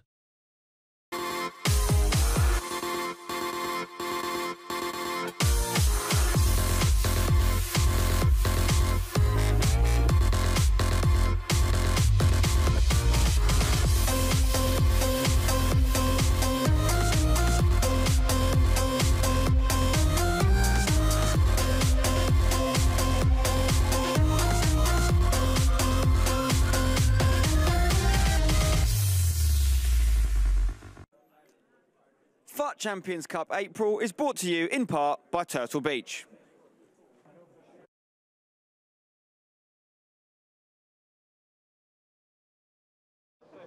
Welcome back, everyone, to London, to the Gfinity Arena for the FUT Champions Cup presented by PlayStation 4. I'm Jimmy Conrad. I'm being joined by Kyle Walker and Julian Lescott, arguably the best center-back pairing that never played together. I'm just throwing that out there. We've actually played together. In the same team, we wasn't at the back together. That's why we lost, because I was at the back on his own. Wow, you didn't have to go to the result, but I appreciate you saying that. It was a heavy loss. Yeah, Never again. We can't put us together on here, not on the football pitch. Yeah, well, maybe next time it'll just be me and Julian. Probably best. Yeah, you can just be the manager. I'll try. I'm probably in the stands.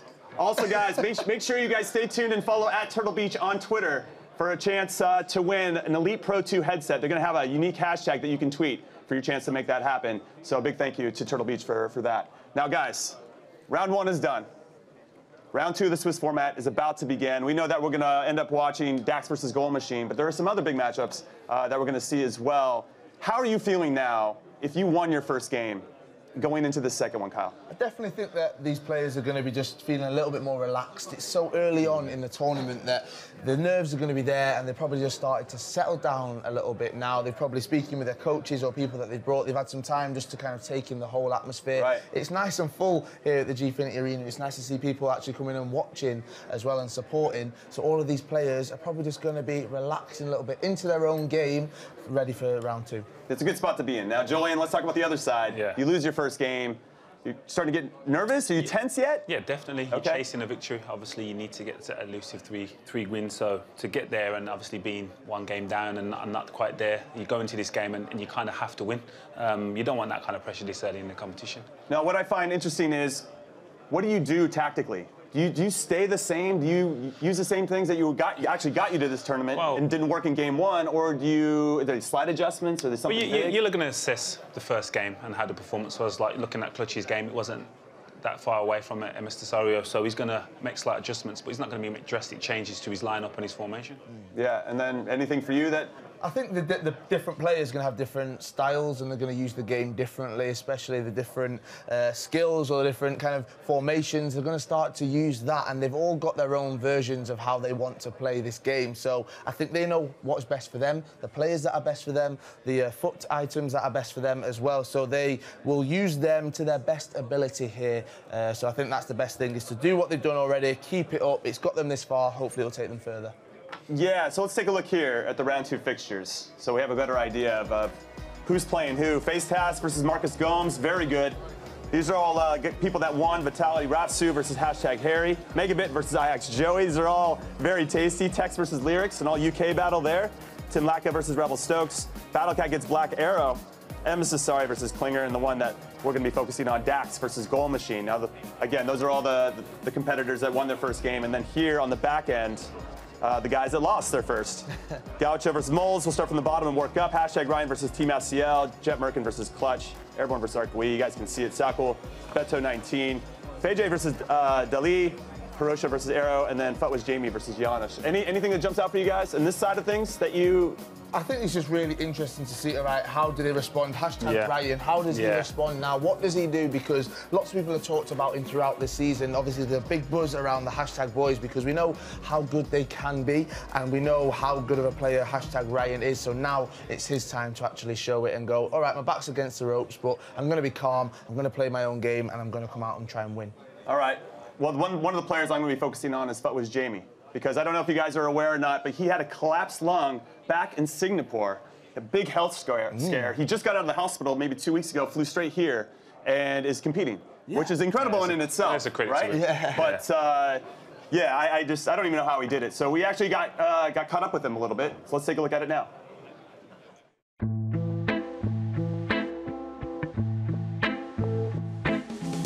My FIFA 19 season probably exceeded my own expectations coming from last year where I didn't attend an event, and now this is my third FUT Champions Cup and hopefully the playoffs. For me, it's been a great season so far.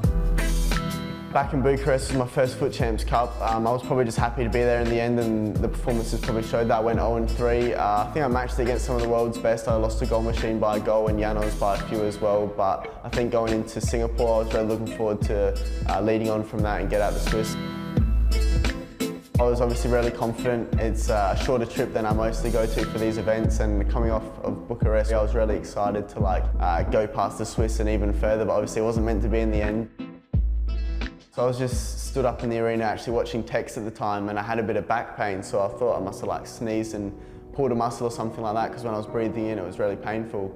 The back pain got pretty bad, so I went and sat down, said to one of my mates out of nowhere that I had a bit of back pain, and then turned into chest pain, and then I struggled to breathe as well. So I asked for the medics on site, and they gave me some oxygen. They asked how the pain was, and it was pretty bad. And I also wanted to go to the hospital, and I had no other choice. So they rushed me to hospital, and within 10 minutes I was in for surgery.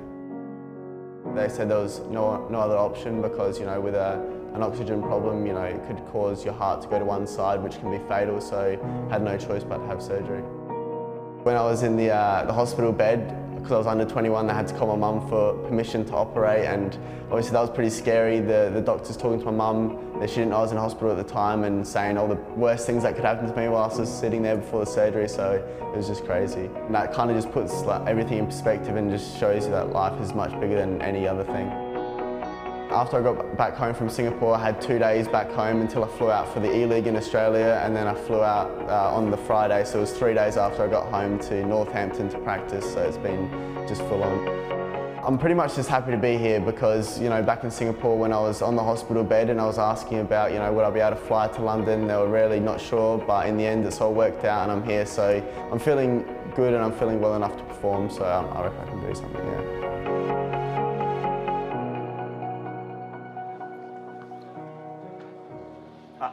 I'm still in disbelief. I really am. Because it's miraculous that he's here in some capacity. However, the funny part about this story, if there's a funny part about this story, I'm trying to find the light part of the story here, was that he was about to play F2 Tekkz before his lung collapsed. So I think maybe can we blame Tekkz for making him so nervous? He was so intimidated by the stature of Tekkz and how successful he is. If you looked at hashtag Harry's Instagram story yesterday, he put up a story saying I'm about to play Tekkz, and then he put up another one saying I wouldn't bother, and he had a bloody nose. So the pressure had got to Harry as well. But it's really a nice story there, because I was out obviously in Singapore as well, and you see him around, and the good thing about FUT with Jamie is he's much more than just a FIFA player. I can have a conversation with him. I always sit and talk or go through different things, just having a nice little chat with him. He came up to me before when we were sat out here. He's much more than that. He's just such a nice guy, and I'm really hoping that he can take those experiences, take a positive from it, move on, and then do well at this tournament. Now, Julian, I know you were paying attention to it as well, because that was a pretty cool event in Singapore, but what I really appreciated was the community. Everybody coming out to support. Anytime anybody's sick or hurt, the community is very supportive, and you just lose all the rivalries, and you're just out there to help each other. Yeah, of course. Obviously, it's a great game that we all love to play, but it's bigger than that if someone gets ill. And I'm coming from a parent's point of view to have that phone call from a doctor from a country and say your child's going into intensive care and have to make that decision of can you allow them to operate must be pretty daunting for his family. Yeah, no question. Well, we're happy he's here. So interesting to see how he's going to perform, because he's got Janusz. And Janusz just got shut out by Battlecat 2-0. So if I saw that draw and I was Jamie, I'd be like, oh man, because Giannis he's gonna want to redeem himself and try to get some goals early. He's going to score again. He's not going to go 2 games without a goal, so you're kind of thinking he's going to be imminent before he gets a goal.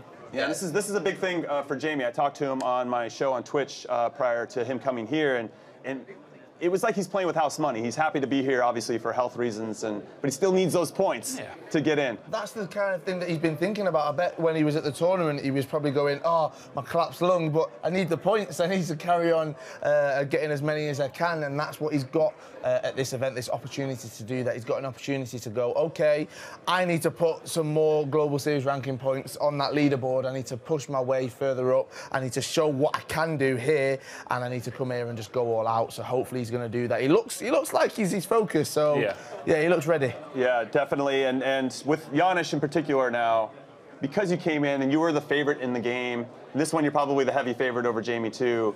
How do you handle that as a competitor? And you played for some very good teams, obviously, Julian, where sometimes it's not always easy to be the favorite because the other team has nothing to lose. Yeah, well, I kind of live by the motto, respect all but fear none. As long as you go about your business the right way and give the right attitude going into the game and fully focused, you're confident that you can get it over the line. Yeah, no, it should be a great game, interesting to see. Now, with regard to Dax and Goal Machine, let's pivot there a little bit, just because it's a top 10 matchup. How did these guys go at it? They both won pretty narrowly in their first one. Obviously, a lot of history playing against each other, 2 of the top players. Do you now, I don't know, sometimes I feel like you don't want to show all of your tools in your toolkit right away. Just win. Just win. It doesn't even matter. It doesn't matter how you win. I'm sure MS Tesori's not going to dwell on how he won. It's just getting it over the line. Yeah, no, that's true. Now, do you think there's anything in particular? Those players? I think that they're going to be very wary of what the other can do. We all know what the best players here can do when they're playing these games. So they study each other, they watch each other, and I think that's going to be the kind of thing that sets them apart. Who studied the other one most? Who can play best against when they're attacking? Who can shut them out? Who can actually counter the best? Who can actually play against that player's style the best? I think that's going to be the big thing that sets them apart. Well, about that game, right now we're having a bit of an issue with one of the Xbox consoles, so we're going to watch FUT Tekkz versus Lyricz instead. So let's talk about that one. All right, let's pivot to that one really quick. Now, these two players are very familiar with each other, being both British. Obviously, Tekkz has the upper hands on paper, and obviously with all the results he's put out there. But do you give Lyricz anything here? Do you give him a sniff? I really find it hard to go against Tekkz. Yeah. I was chatting to him before. I find myself always gravitating towards him to have a conversation before the tournament starts because he's always so negative, and I want to just see, is he going to be negative again? And he said, oh, you know what? Isn't he superstitious? He really is. You got to keep it the same then. He DM'd me saying, Kyle, I've not cut my hair. And I said, what? Why are you? What are you? He said, I've not lost a game, so I feel like if I cut my hair, I'm going to lose a game. And I got here this morning, I said, you won last week after you cut your hair. He said, I'm not going to lie, I didn't cut it. So he's still got long hair. That's why the hood's on. That's why he's got a cap on at all times as well, because he's not cut his hair because he thinks if he cuts it, he's going to lose, and he doesn't want to do that. Now, Julian, did you have any superstition? Yeah, but it wasn't about cutting my hair. I used to get a trim every week. It's probably that. I'll probably get a trim every week and make sure you look fresh, because I always believe that if you look good, you feel good. Okay, and then score predictions for this one. I'm putting you on the spot, Kyle. Score, I think, is probably going to be a close one again. Tekkz 5-4. 5-4? Ooh, I'm going to go 4-1. 4-1, yeah, going Tekkz. bigger? Yeah, I'm going to go pretty big, too. I'm going to say 6-3 to Tekkz. Okay. Yeah. All right, everybody watching at home, there's a Twitch drop that has just happened. So if you've linked your EA and Twitch accounts, you have a chance to win a Paolo Maldini icon card. Ooh. Yeah, which I might have to admit, maybe he was a better center back than me. Yeah, he was. All three of us. Yeah, all three combined. Together. Yeah. So that is a pretty incredible card. So make sure you guys link your EA and Twitch accounts. And then also, just so you guys as a reminder, the FUT Champions Cup April is presented by PlayStation 4, the preferred console of the FIFA 19 Global Series. All right, pretty sweet. Yeah, cool. Yep. Awesome. Now we're gonna throw it over to this one thing that I wanted. Did you see this at the beginning, where when Spencer did the pre-show? We had this guy that was wearing a hood that was doing all the graphics. No. And it's Mark Hatcher. Yeah. And you know what? And I thought, who is that? He's got a hood on. He didn't want to show his face. But then I saw that he was doing very slow stepovers. Very slow. And I was like, I think that's Mark Hatcher. Gave it away. Yeah. Gave it away. Stifler. Those big legs. And actually, we have those two guys, right? We have Mark Hatcher and Dan Gaskin. They're calling the next game. Mark, I thought it was you, but I didn't know for sure. Then I saw the step overs and I knew it was you. I thought it'd be the pasty legs that gave it away, to be honest with you. That's what I thought the dead giveaway would be. But the slow step overs, yeah, it takes me a bit of a while to get going these days, you know. It used to be a little bit quicker, but age is starting to catch up with me, unfortunately. Yeah, it's getting a little bit old. I filmed it all, by the way. I was also involved, definitely. I was there. I knew it was Mark. Yeah, that's how I was involved. They wanted to get me doing skills, but I'm not good enough, unfortunately. Okay, well, let's get into this one, Dan. Obviously, we've got our next round to get into. Round number 2 of the Swiss format is about to get underway, and it is our chance to look at the favourite in this tournament, F2 Tekkz, going up against Lyricz, a player who's had a very decent run of things recently. Obviously, had a pretty decent run in the EPL last week, representing Tottenham Hotspur. But this tournament is kind of all about those rivalries towards the top end, and also those players trying to get into those qualification spots. So the opportunity to watch Tekkz start off these Swiss rounds today is going to be a fantastic one. Yeah, I mean, we know what Tekkz has to offer. We always can be excited for Tekkz's games. He's a very attacking player, very versatile going forward, and the way he manipulates the pitch is fantastic. However, I do know Lyricz is kind of one of his kryptonites. He does say to me quite often, I don't like playing against Lyricz because we've played so much online together. He knows how to beat me in certain elements. And Lyricz hasn't had a great couple of weeks or a few weeks. He unfortunately didn't qualify to represent England, the E-Lions. He fell there. He didn't get as far as he would have liked maybe in the E-Premier League for Tottenham as well. So maybe this is the tournament where he can show up. And if he could take down Tekkz in Swiss and go 2-0, he has a fantastic chance to make it into those knockout stages. He had a great first game. He scored the most goals out of anyone so far in the tournament in that first game, scoring 8. So he's got a good chance here against Tekkz. Well, here we go then. Round number 2 of the Swiss is underway, and our first chance to look at the EPL champion and the 4-time in a row back-to-back-to-back-to-back champion in F2 Tekkz, of course, playing in that Liverpool kit. And you know what Tekkz always likes to do off the get-go? Attack his opponent, try and assert dominance from the start of the game. But Lyricz has done very well to defend against him there. It's always difficult from the kickoff.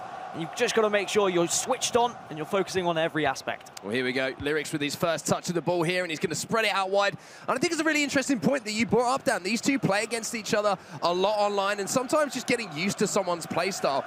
Not only does it help you out as a player, but it can confuse your opponent a little bit. F2 Tekkz might be thinking, hey, I play this guy all the time. I might have to do something different. Well, we talk about being unpredictable for Tekkz. How can you be unpredictable against someone that you play against so often?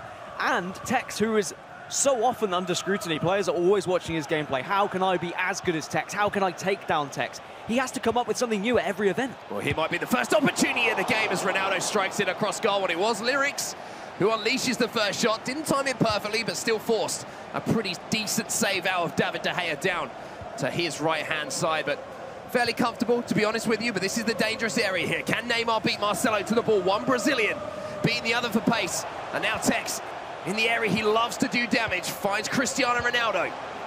Vieira down the edge, Marcelo of all players. Didn't quite time that perfectly, maybe some early tournament jitters there on the finish, but all players to find himself in that position, the left back. Probably not the one that you want at the end of it. I like the confidence to just try and hit it though, no matter who the player is on the edge of the box. We do see them get smashed in sometimes.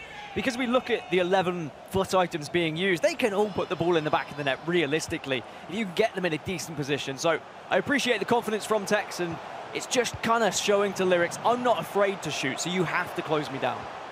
Here's Tekkz coming forward again, trying to get into those full-back areas that he loves to twist and turn and link a few skill moves together to try and unlock his opponent's defence, but well defended there by Lyricz. And now he can come forward. Cristiano Ronaldo.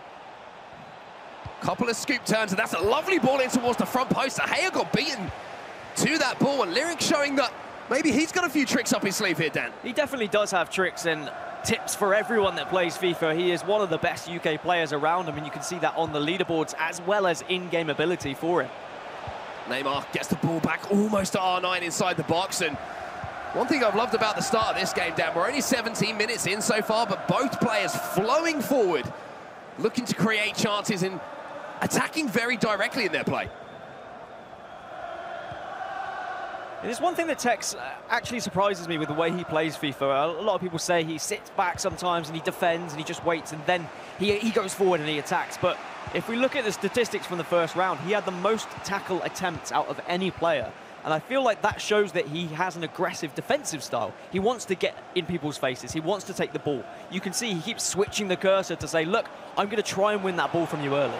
Well, if you don't win the ball early, you do have to make these last-ditch tackles, and it's Marcelo having to get back there, and actually wins the goal kick there with a good slide tackle So the ball just ricocheted back off of Mbappe there for Lyricz, who was trying to escape down that right-hand side. Well, I think it's a very interesting point. Sometimes we see a lot of drop-back defending, a lot of players behind the ball at pro level, but Tekkz does try and win that ball high up the pitch. He does try and apply pressure and make everything as difficult as possible for you when going forward, not just defensively. The reason why some players don't go for it is just because it leaves you vulnerable at the back if you do lunge in a little bit too much. Well, here's Mbappe then looking to cause some trouble.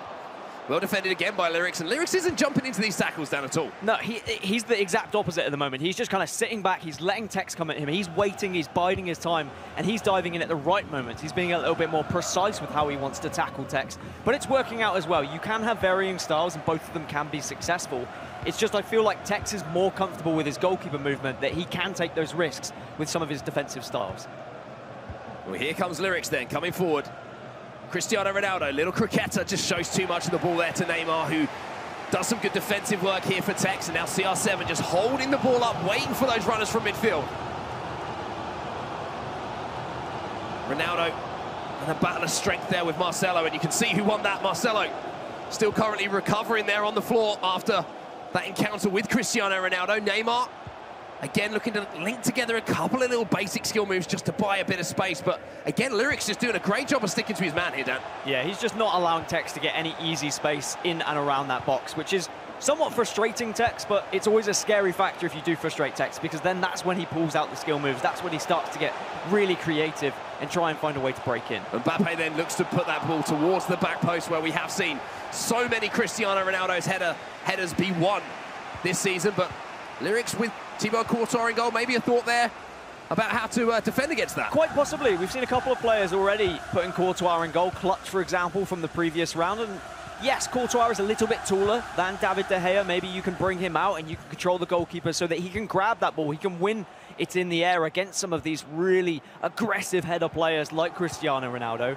But then also, it's the frame and the reach that these players have. If they do connect with that header, he can just put his left hand or his right hand to those top corners to stop those headers going in. So I like the move personally, but there's always going to be downsides as well. Courtois doesn't get down to the floor as quick as David De Gea, for example. So if you go for those low drivens, he might be more vulnerable.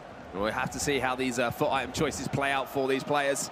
So interesting to see, even this deep into the season here. As we say, the last FUT Champions Cup for FIFA 19. Players still making these changes of foot items, particular players that they favour and they like to use as the meta develops in game. But here comes Lyricz now. Space here for Mbappe. Varane has to step across there because Cristiano Ronaldo was in lots of space in the middle. But here's Ruud Gullit now, finding the ball back to Neymar.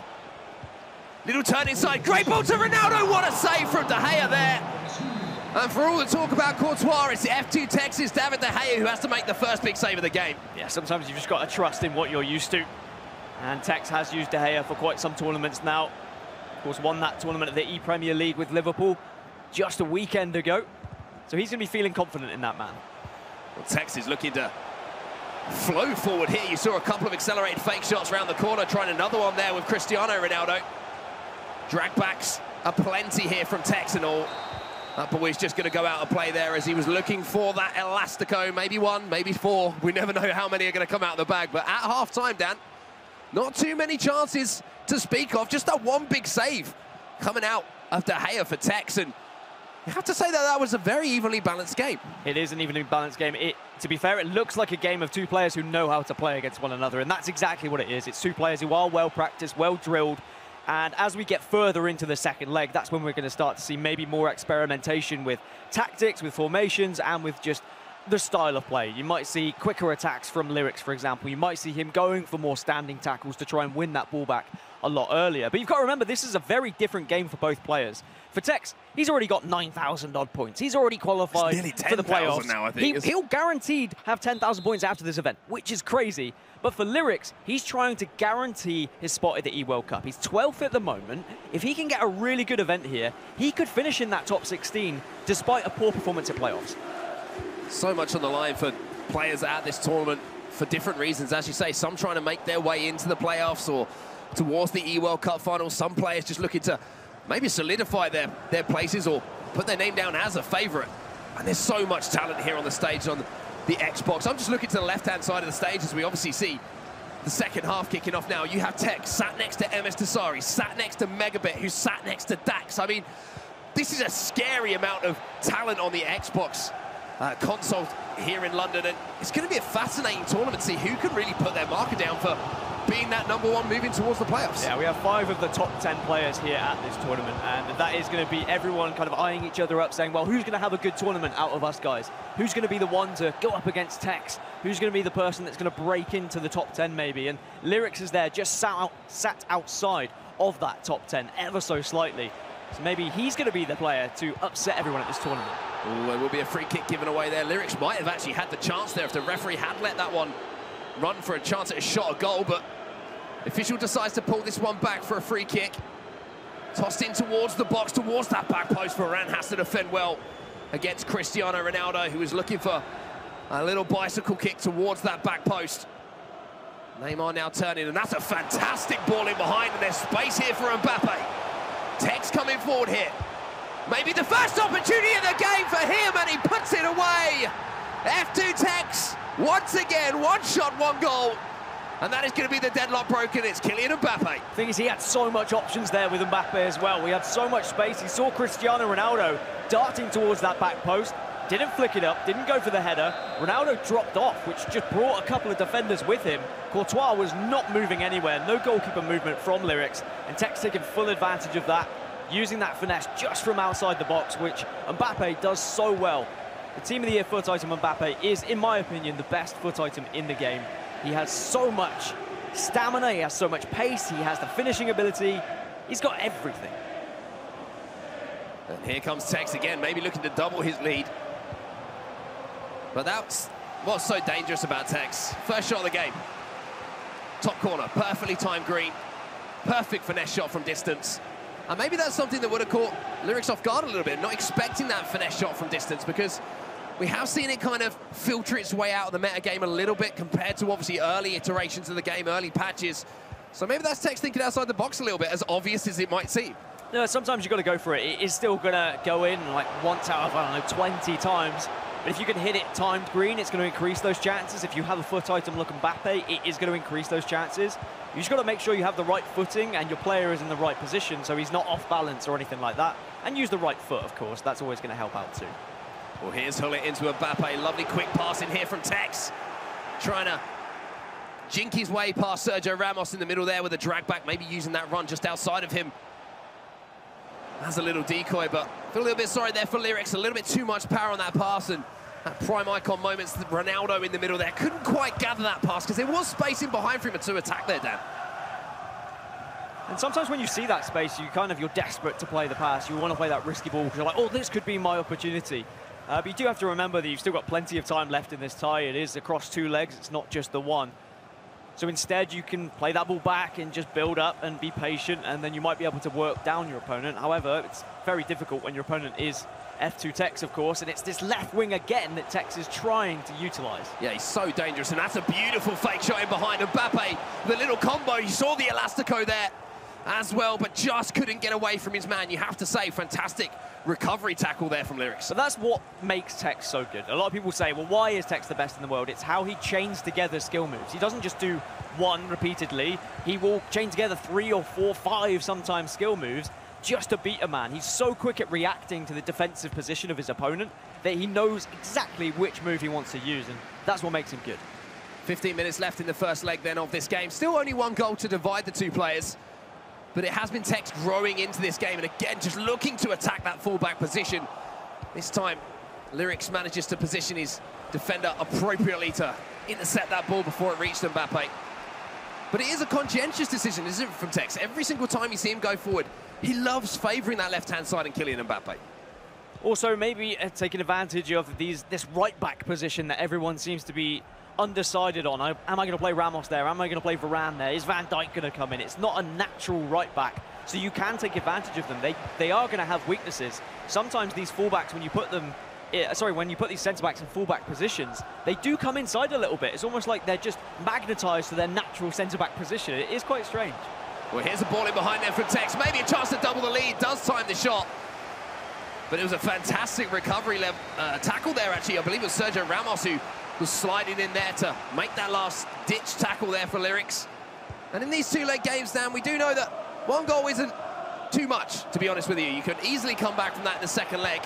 And if you could maybe nick a goal towards the end of the game, you really can set yourself up nicely for an exciting second leg. But Tekkz defends well. But it looks like the referee will call that one back, possibly for an offside there. And you're going to see some changes coming in here, just some fresh legs on the pitch. And Tekkz had a very close game in his first round of Swiss as well. He only won 4-3 on aggregate against Play Arty, and that was maybe not a game that he would expect to be that close. Maybe he would expect to be doing a lot better. But the crazy thing with Tekkz, and when he goes ahead, is he's not used to being ahead in so many situations. How many games have we seen him go a goal down, a 2-goal down, and then he just comes back into life?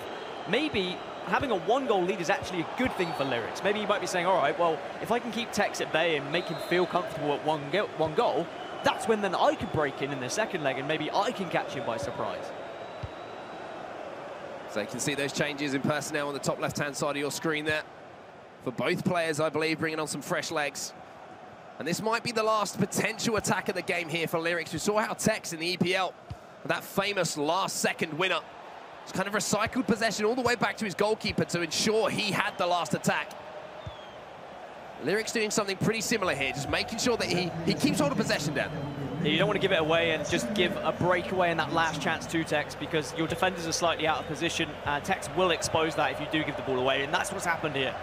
And you can see now Tekkz trying to burst around, but Luka Modric steps in, and maybe there is still time here for Lyricz to have another attack. Mbappe finds the ball inside, but Ronaldo couldn't find the ball to Palais, who was fresh on the pitch. And after the first leg, it's no surprise to say that F2 Tekkz, the man on your screen right now, is leading over Lyricz, but just the 1 goal here, Dan. And it was such a tight game. And it was really tough for Tekkz as well. Lyricz made it very difficult. Yeah, okay, he sat off a little bit. He tried to encourage Tekkz to run into certain areas, and then he would go in for the standing tackle. But I think Lyricz will be mostly concerned that he hasn't created too much for himself going forward. Like, it's more than good just sitting back and defending against the best in the world. You have to go at him. When we look at the players that Tekkz has lost to, it's very attacking players. It's players who are not scared to go up against him. And I know Lyricz isn't scared, so he just needs to now take that into this second leg and show what he's made of. It is fascinating if we look back at some of the players that Tekkz has lost to. And it's the fact that you kind of have to come into a mentality of a game playing against him like, I know I'm going to concede. I just have to outscore him. That seems to be the only way to beat him, because I can't remember a time that he's been beaten where he hasn't scored, or he hasn't scored 2 or 3 goals. So it is a really tough kind of mentality to get yourself into when you are down by a goal, to always know that, you know, you're going to have to score 2 or 3 yourself just to even have an opportunity of winning. I think there's a very few players who have restricted Tekkz from such little goals. I think Battlecat may have done it at the E-Premier League last weekend when he beat him in that group stage. But it's not easy to do, because Tekkz is so intelligent with how he plays FIFA. He just knows how to break down an opponent. And if he plays against a new opponent and he doesn't know how to break down, he reads the game and he realizes how to break them down. And that's why he's so incredible. But Lyricz, a lot of these highlights we're seeing, he had opportunities. He got himself into positions where he could have taken a goal lead.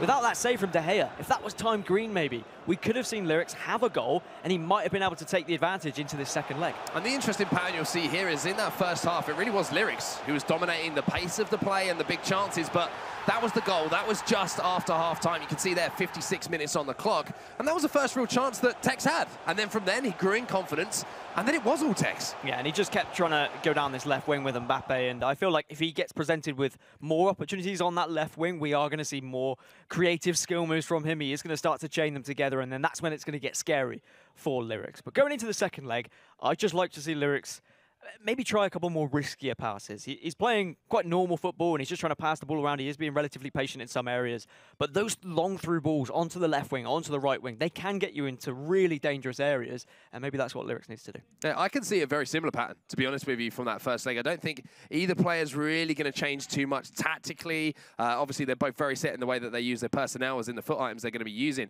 I imagine first 45 minutes is going to be very, very similar. I think Lyricz, as you saw, he could create chances in that game. The first 45 minutes did belong to him. It's all about that second 45, because that's when the changes are going to have to come in. Now, we know that Tekkz has the 4-2-2 up his sleeve when he has to do that. It's always interesting to see these other players. Obviously, they have other formations up their sleeve, but because we don't see them as much as tournaments when they have to make these comebacks, I wonder what Lyricz will have. Will it be the 4-2-2? Will it be the 4-3-2-1? Something like that? Will it be the 4-3-3 that he uses as that aggressive formation? Of course, we'll have to wait and see. But the one thing that I want to point out here is the fact that Tekkz doesn't sometimes have the best Swiss stages. It's not like he goes completely clean through all the time. Sometimes it does go down to that third or fourth, fifth game with Tekkz. Sometimes he does start out slowly. It's Championship Sunday where he really starts to come to life.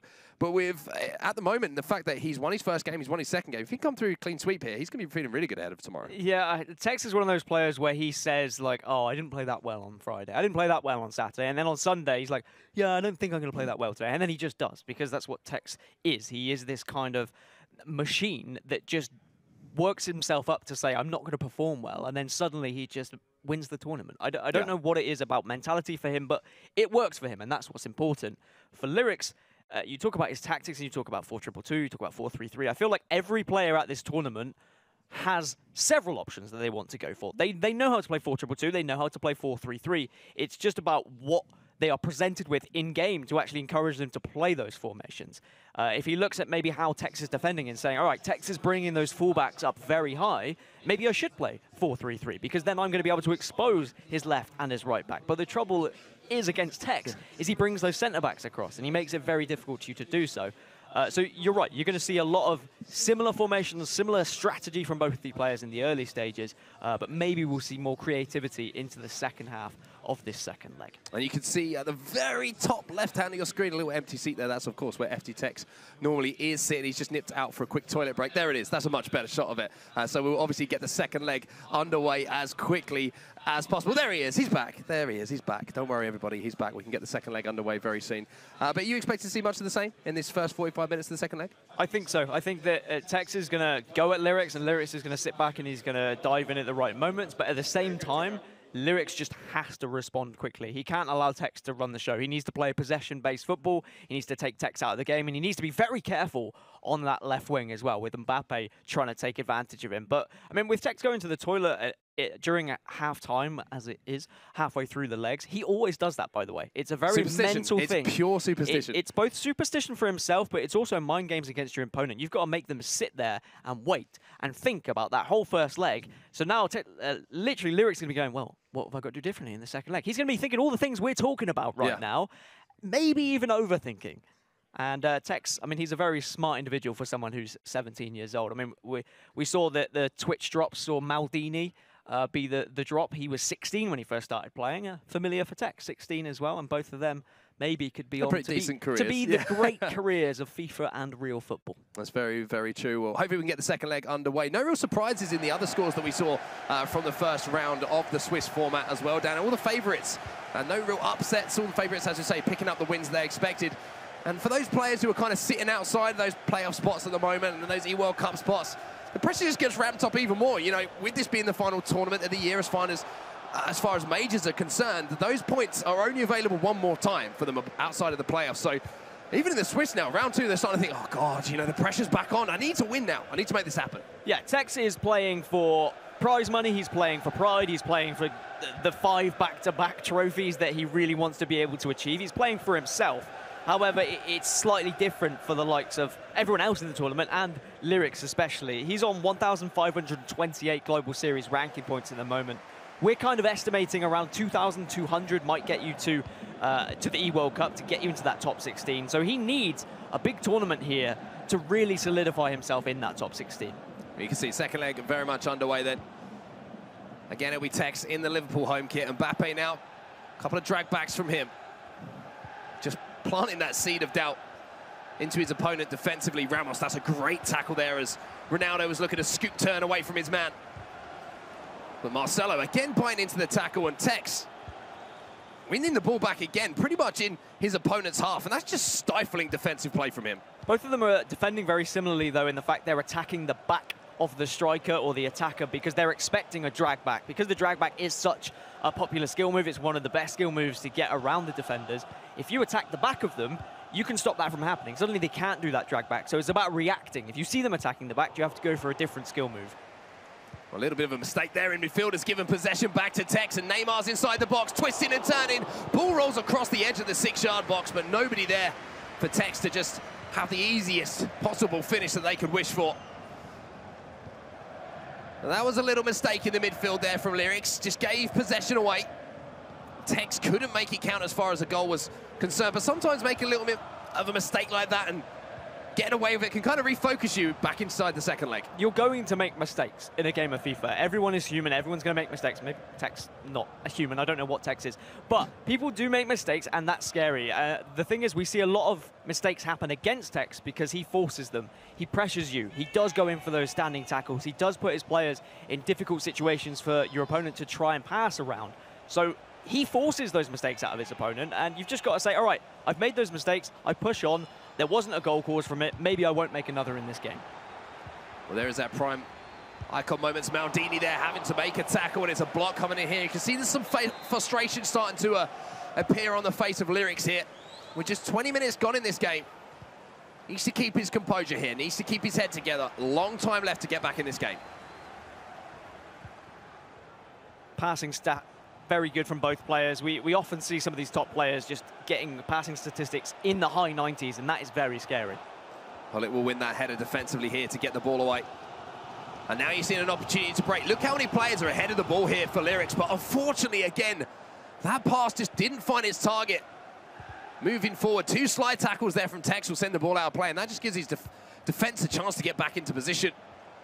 Lyricz, though, coming forward quickly. Ronaldo turning into Vieira, but that's a really loose touch from him. You saw a wry little smile on the face of Lyricz as well. He feels a little bit hard done by that. Yeah, Vieira just ahead of the ball, unfortunately, so not able to secure it. And it's just one of those things. Lyricz couldn't do anything differently there. Maybe played the pass a tiny bit earlier, but even so, Vieira was already on that run. But here he is again, and Lyricz looks scary going forward. Yeah, this is a beautiful, smooth, silky bit of play here from Lyricz. And what a goal that is to tie it up. Beautiful build-up play. Great through ball. And a great pass there to find Ruud Gullit, the left foot, the 5-star weak foot. Finds the back of the net. There's a little reminder to Tekkz that you're playing against one of the best in the world still. It's not often I get to say it, but that was a Gullit bullet for sure. Gullit gets into those scary areas. He can finish them, and you've just got to take those shots. I was commending Tekkz in the opening of this tie, saying he was shooting with the likes of Marcelo. Well, with Gullit, you definitely have to pull that trigger. We didn't see enough of it in the early stages of the season when people were playing with just the normal icon of Gullit. We didn't see it enough. I wanted to see more shots taken with him because he has an absolute rifle. But now he's been updated to that prime icon moment. He's even better, and he can finish just like that. Yeah, you've just seen a perfect example. I was about to say a prime example, but then I avoided the punt. But Tekkz is looking to answer straight back here, and Mbappe, you can see the early goalkeeper movement coming in from Lyricz there. And now, having won the ball back, oh, it's a beautiful little fake shot and a fantastic finish. And having worked so hard to get back on level turns, Tekkz just reminds us that when he gets into these areas, he's so dangerous in front of goal. That first time fake shot that he does so much with Mbappe out on the left, and he does it with several players in the middle, is absolutely deadly. Because once it's happened and your player has been beaten, there is no coming back from it. The players are nowhere near the ball. They can't drag the defender back. Your only option is a slide tackle to bring them down, which you're not going to do in the box, of course. You don't want to give away a penalty. And you're completely right. Lyricz had to do so much to get back into this game, and Tekkz again demonstrates why he's the best in the world and how quickly he can answer back as soon as someone challenges him. Just that ability to find that spark, and I mean spark in the way that he does something that none of us are expecting to see. You know, he had the opportunity to strike it there with R9, but a little fake shot just inside his man, just made the chance percentage even higher. And then having got into that position, times the finish perfectly as well to beat the goalkeeper. Just some of the things that Tekkz can do and has been demonstrating to us for the entirety of FIFA 19 so far now. That's what the top players are good at doing, though, Mark, is they are percentage-based players. They will take the percentage shot, which they feel like is best. Ball towards the back post, and Ronaldo wins the header against Marcelo. Beats Courtois.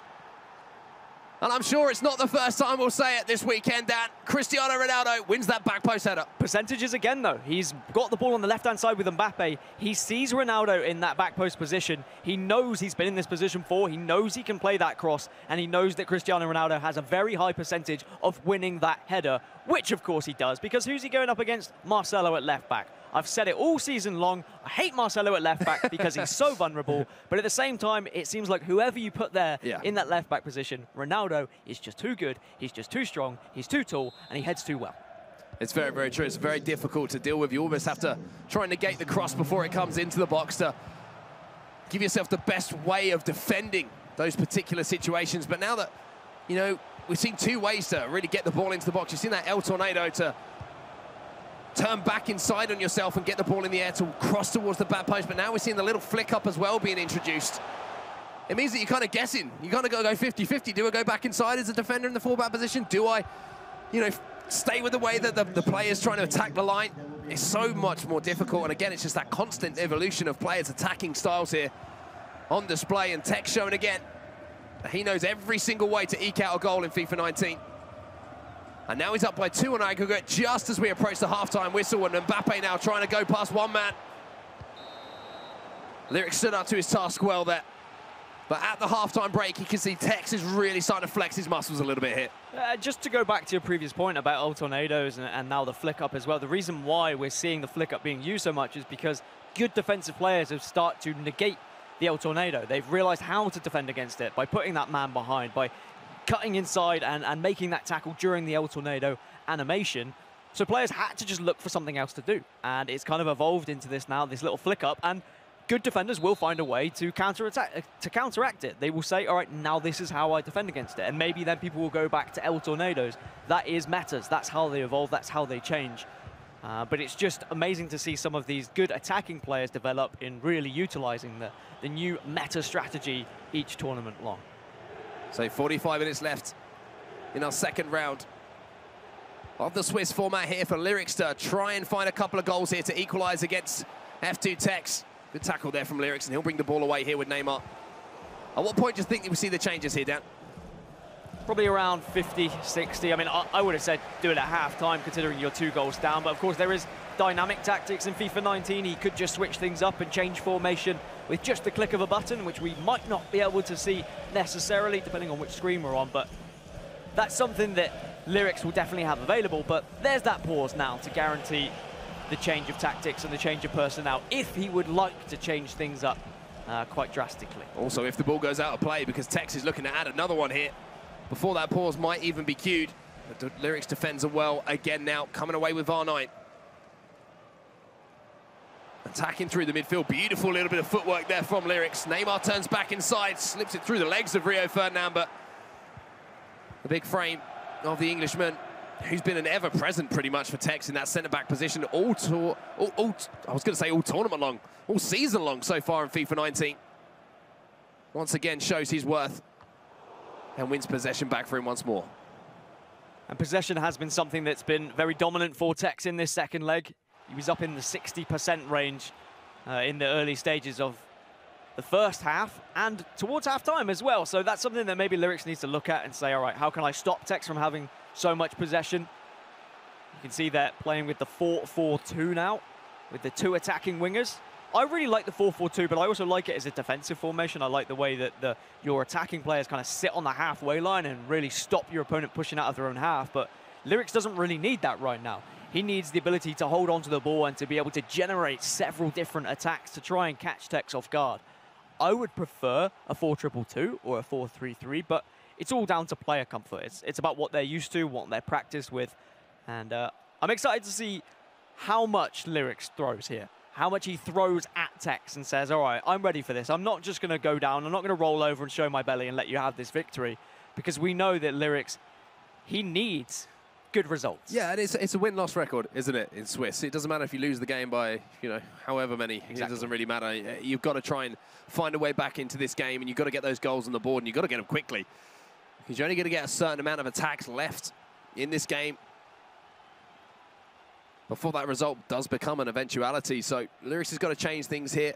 Maybe a 3 at the back formation. We have seen that become even more of a starting formation for a lot of players as well. I mean, you've got those pace in the centre-backs now, haven't you? You've got so many foot items with 80-plus pace in at that centre-back position. They can kind of cover those spaces in behind. Not just that, the wingers in a 3-5-2 can also come back and they can join the defence. And we've seen with FUT Birthday foot items being released, the differences in positions that have been offered there as well allows for more creative formation sometimes. Tass at the E-Premier League was playing that 3-5-2 or 5-3-2, depending on whether he was winning or losing. It was really nice to see those switches.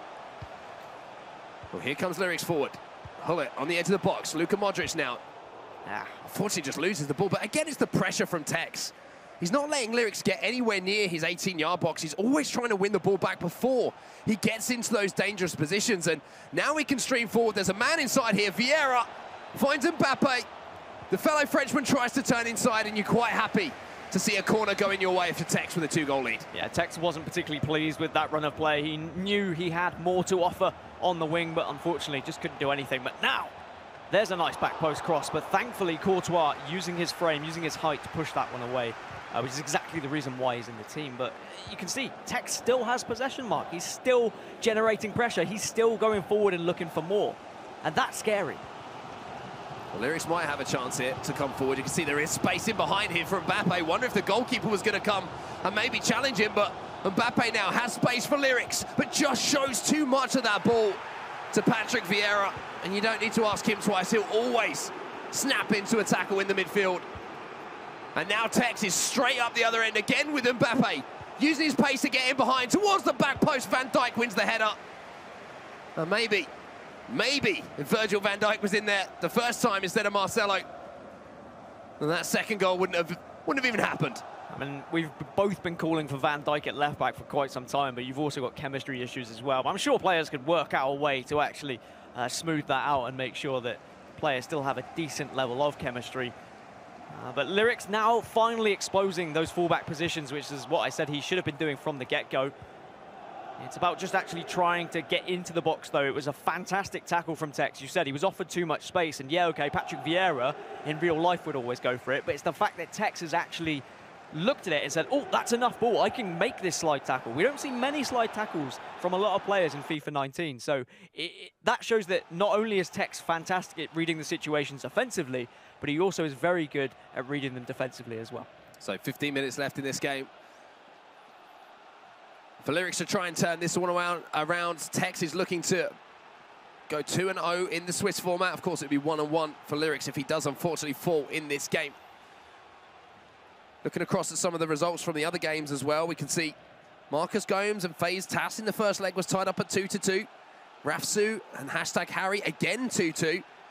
Megabit picking up the win over Ajax Joey, though, 2-0. And the game that we originally were going to be watching on stream between Dax and Goal Machine, currently that's a 2-0 lead for Dax after the first leg as well.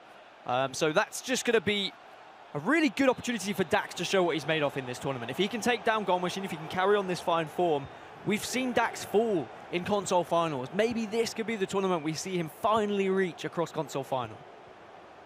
I'm certainly a big Dax fan in the way that he plays FIFA 19, so I'll certainly be keeping an eye on those results as we move through the tournament. But here comes Lyricz then. You have seen the change in tactics for him. Just 13 minutes of regulation time left in this game for him to find a couple of goals. Modric comes forward. Great strength from the Croatian there. Vieira again positioned perfectly there by Tekkz. And the space there in behind for Mbappe was something you almost dream of, but unfortunately the pass wasn't made. And Lyricz can come forward again. Needs to make something happen now, though, Dan. A couple of scary attacks from Lyricz, though, which might just lure Tekkz into playing a little bit of pass it around the pitch now. Eat away at that clock a little bit, because he'll look at top left and say, all right, this game's won. If I keep the ball away from Lyricz now, there's no chance of him getting back into this, and you can see that. Good play from right to left, just recycling that ball, switching from one side to the other. And really good time management from Tekkz now, and maybe he'll top off with a goal. Yeah, look at this. There's a ball across here to Ronaldo. There is the finish. And F2 Tekkz strikes again. 4-1 now on aggregate, 3-1 now in this game. And he was just waiting. He knew that Lyricz had to commit players. He knew that he was trying to win the ball back, and he was just waiting for that space to open. And no surprise to see that 2v1 situation when the one's the goalkeeper. Tekkz is never going to miss those. It was the way Tekkz just paused for a second with Marcelo on the left-hand side and was like, all right, How far are you going to come at me here, Lyricz? What are you going to open up? Which gaps are you going to present to me that I can expose? He saw them, and he gets rewarded with that goal. And that is going to kill off this tie. Tekkz is going to be able to get the lead. With a shot, nothing short of a miracle, of course, from Lyricz. But we know that Tekkz has closed out so many of these games now. It was a good effort from Lyricz in the first leg, and I thought when he got that goal back, I was like, all right, okay, we're in for a game here. But Tekkz, again, just demonstrating his experience throughout this season of just instantly responding and just not giving his opponent a sniff. And I've just seen a Steven Gerrard being introduced to the game as well, on for Neymar, in that cam position as well. So maybe he's looking to add another goal to Steven Gerrard's tally for competitive FIFA 19. Ronaldo into Steven Gerrard! Oh, and he hits the upright. Big smile on Tekkz's face. Maybe not the same smile on Lyricz's face, because it does just add insult to injury a little bit when you see your opponent kind of having fun with themselves, because they know how far they are ahead. But Tekkz is a showman, he's an entertainer, and he's a massive Liverpool fan as well, so he just wants to get that goal with Stevie G. Into stoppage time then, and it looks like the Tekkz train will keep on rolling here in London in round 2 of the Swiss format. And you know what he's looking for here. Ronaldo into Vieira, Ronaldo back, outside this time to Mbappe. Just eating the clock down, trying to find that ball back inside, and that will be the end of it. F2 Tekkz picks up his second win of the tournament in the Swiss format and keeps that perfect record intact. A relatively comfortable game as well for Tekkz.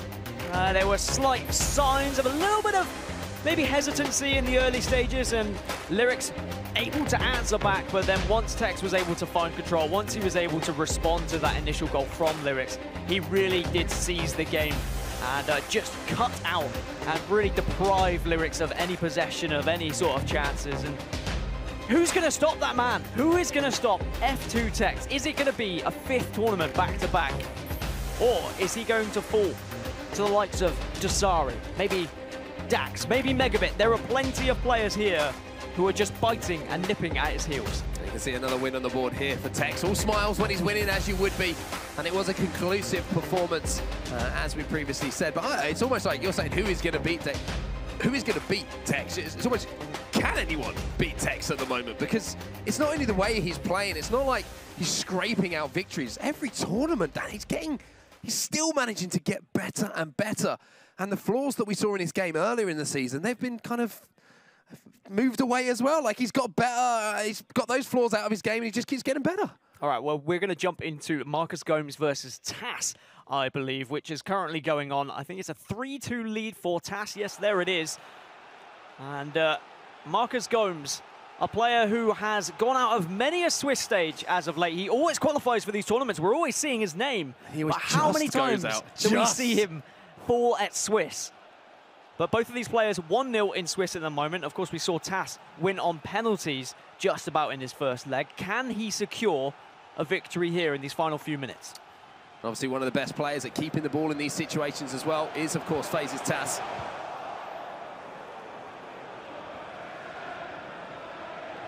Needs to just see out the final moments of this game to solidify himself his second win.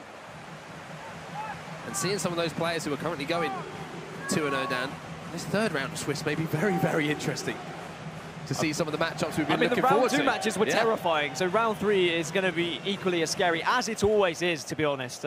Every single tournament now we're seeing the same players qualify, but it's Marcus Gomes going forward who needs something here. Well, here's Ronaldinho then for him. Maldini steps in for Tass.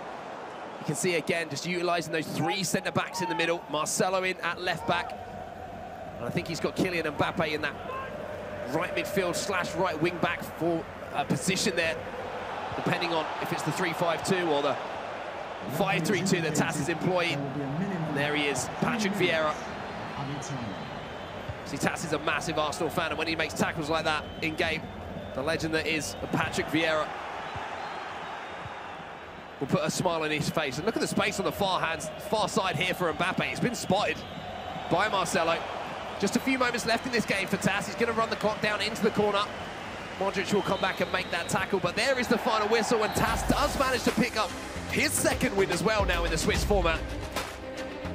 And it looks like maybe a little bit of a... Is that Is that a celebration? Or was that, it's just an itch of the ear. I think it's just the itch of the ear. Not sure, because sometimes you've got to be careful with Dasari and how I'm looking into things he too pushes much. his ear forward Looking as into well. things. But I mean, that was a battle.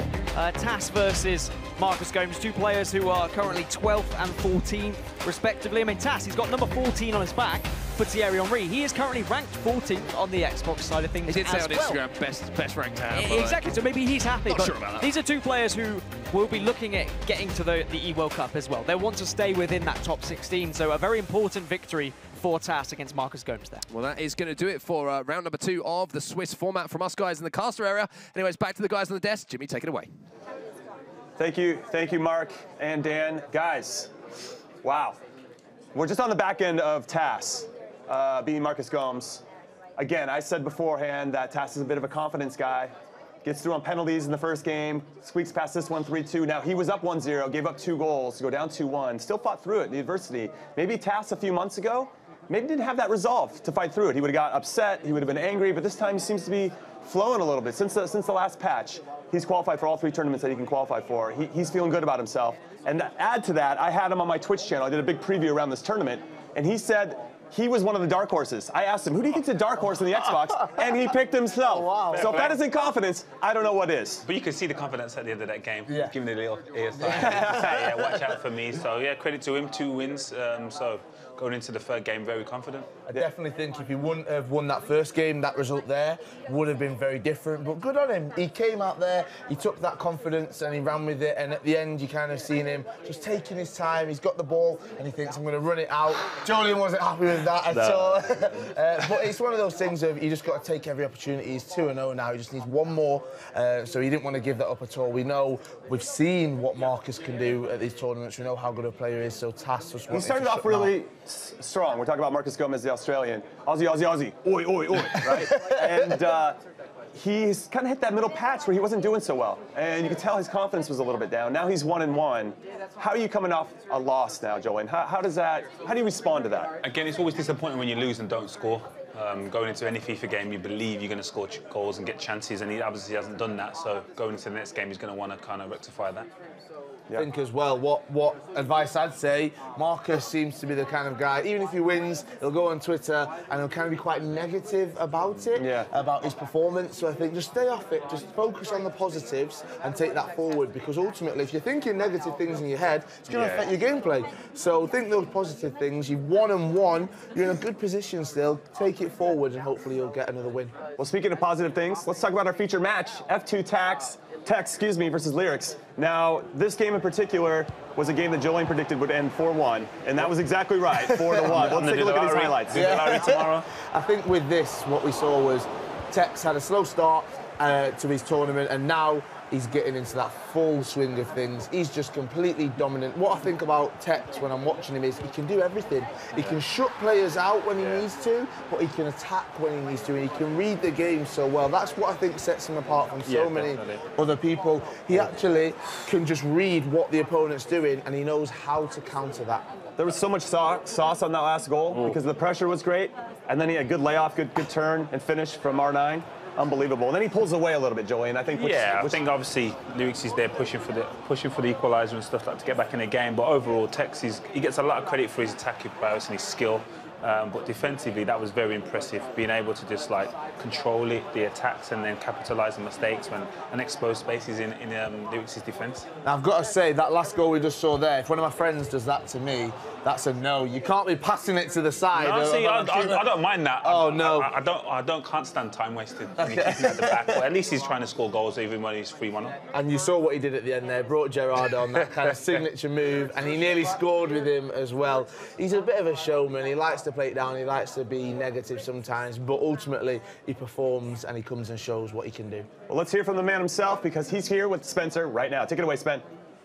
Yes, guys, I'm here with #1 ranked player, F2 Tekkz. Different week, Tekkz, same result. This is light work for you, 2-0. Yeah, but the first game was quite difficult. I only won 4-3, and in that game, last time me and Lyricz played, he beat me. So I had to push on, and I managed to win 4-1, was it? And Gerard hit the post, so... I'll take it. He got Gerrard on again. He's always very humble, certainly at this point in the competition, when you're going through. Yeah. But let's face it, you're beating people time and time again. You're coming up against people with the same record as you. These are hard opponents. We saw Lyricz obviously in the EPL along with you last week, which you won. How does it feel to be back in more familiar settings, representing obviously F2 this week? Yeah, it feels good. Representing Liverpool was good, but now I'm representing F2, and I just want to have the same result, which is win the tournament again. So I've won. So I'm an 8-time champ. 8. So you had to think about it then. He wasn't sure how many he's won. Obviously, we saw some interesting words from MS Dasari last time when I interviewed him. I asked him. I'm trying to spice it up a bit, basically. I'm not really. I'm stirring it, aren't I? I asked him what he thought about the fact that everyone talked about Tekkz because you're obviously doing very, very well, but he's the reigning world champ. And I don't know if you heard what he said, but Dasari said that. If you don't win the World Cup final, the E-World Cup final, no one will remember you. How do you feel about that? I really mind what Dasari says. I'm by far the best player in the world. I beat him twice this year. He's beat me once, so I know best. Tekkz coming up with some stats there from this season. Dasari obviously been strong over the last few years. Is this the sort of legacy you want to create, Tekkz? Are we going to see a hungry Tekkz on FIFA 20, FIFA 21, constantly going trying to win championships? Yeah. People, well, in the GOAT conversation, it's me, Granick, and Gorilla. And if I win a World Cup, then I'll be by far the best. So I just need to win one World Cup in like 10 years because I'll be playing for a long time. You're saying, just to confirm, you're saying Dasari not in the GOAT conversation? Also, Granick, Gorilla, and me. So. There you go. You heard it from the man himself. OK, final question is obviously this tournament specifically. Have you got any kind of different approach? Because last week you had to change your team up a little bit, going with Premier League players, back to having the likes of Ronaldo at your disposal again. How does that feel? Yeah, it feels good because like Aubameyang was awful, Hazard was awful. I hated the players last week, but these players are a lot better, so it's a lot easier to do what I want to do. OK, Tekkz back with all the weapons in his arsenal, obviously representing Liverpool. Didn't like the fact that I used the word Arsenal, did you? But he's got the weapons in his arsenal to do what he needs to do. He's going very well so far, 2-0, and we're going to go over to Rachel and Mike now, who are at the touchscreen. Yeah, thanks, Spence. I love how he's just kind of stoking the fire with all the players up there. He's just kind of pushing each of them for a little bit extra. And obviously, Tekkz, they're just saying, of course I'm the best player in the world. What's Mr. Surrey saying? So we'll kind of get the thoughts of the player a little bit more as the weekend progresses. It's nice to actually hear their thoughts, and they're kind of wearing their hearts on their sleeves a bit more, Mike. I mean, I think it's safe to say this is actually a rivalry now. Like, we've kind of said it in behind the scenes, but now both players have said, look, he's nothing if he doesn't win this. Tekkz saying, I don't know what he's talking about. I'm the best right now. I mean, we're going to see if MS Dasari shows up. I'm hoping they clash at some point in this tournament. That would make me very happy. I love it. A bit of trash talking going on in FIFA. That's what it's all about. But let's get to some of Tekkz here. And this is more of his skill moves, because we were watching this backstage and we all kind of went, whoa. He just keeps surprising us, doesn't he, Mike? Yeah, so he's chasing down kind of a loose ball. If you watch Tekkz play, he really utilizes all the space on the pitch, especially down the wings. And you're seeing Mbappe here. The ball's off a bounce. And the reason that I've circled Varane is because this tells Lyricz, okay, he's got to flick the ball backwards. He has to bring the ball back. He's got to save it from going out. And he's anticipating that Mbappe is going to come back this direction and he's going to be able to get a tackle. He's going to stop a cross. You name it. However, that's not what happens. And you're mentioning the bounce because of what reason? The reason that the bounce is important is because you're not going to be able to utilize the majority of skill moves. Yeah. So you have limits to your creativity. And what I mean by that, if the ball is bouncing, you can't do a drag back. You can't do a ball roll, a heel to heel.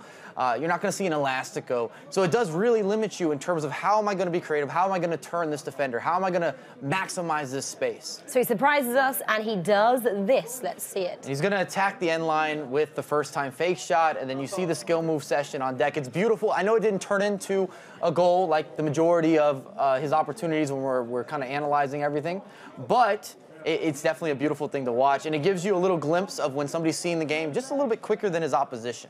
And this is a bit of a fake shot speciality kind of breakdown here, because we're going to see this in action as well, but this does actually result in a goal. And they have a saying, feed the bear, I think, or feed the beast. I don't know the saying. I mean, he's making up these sayings now. Feed the beast.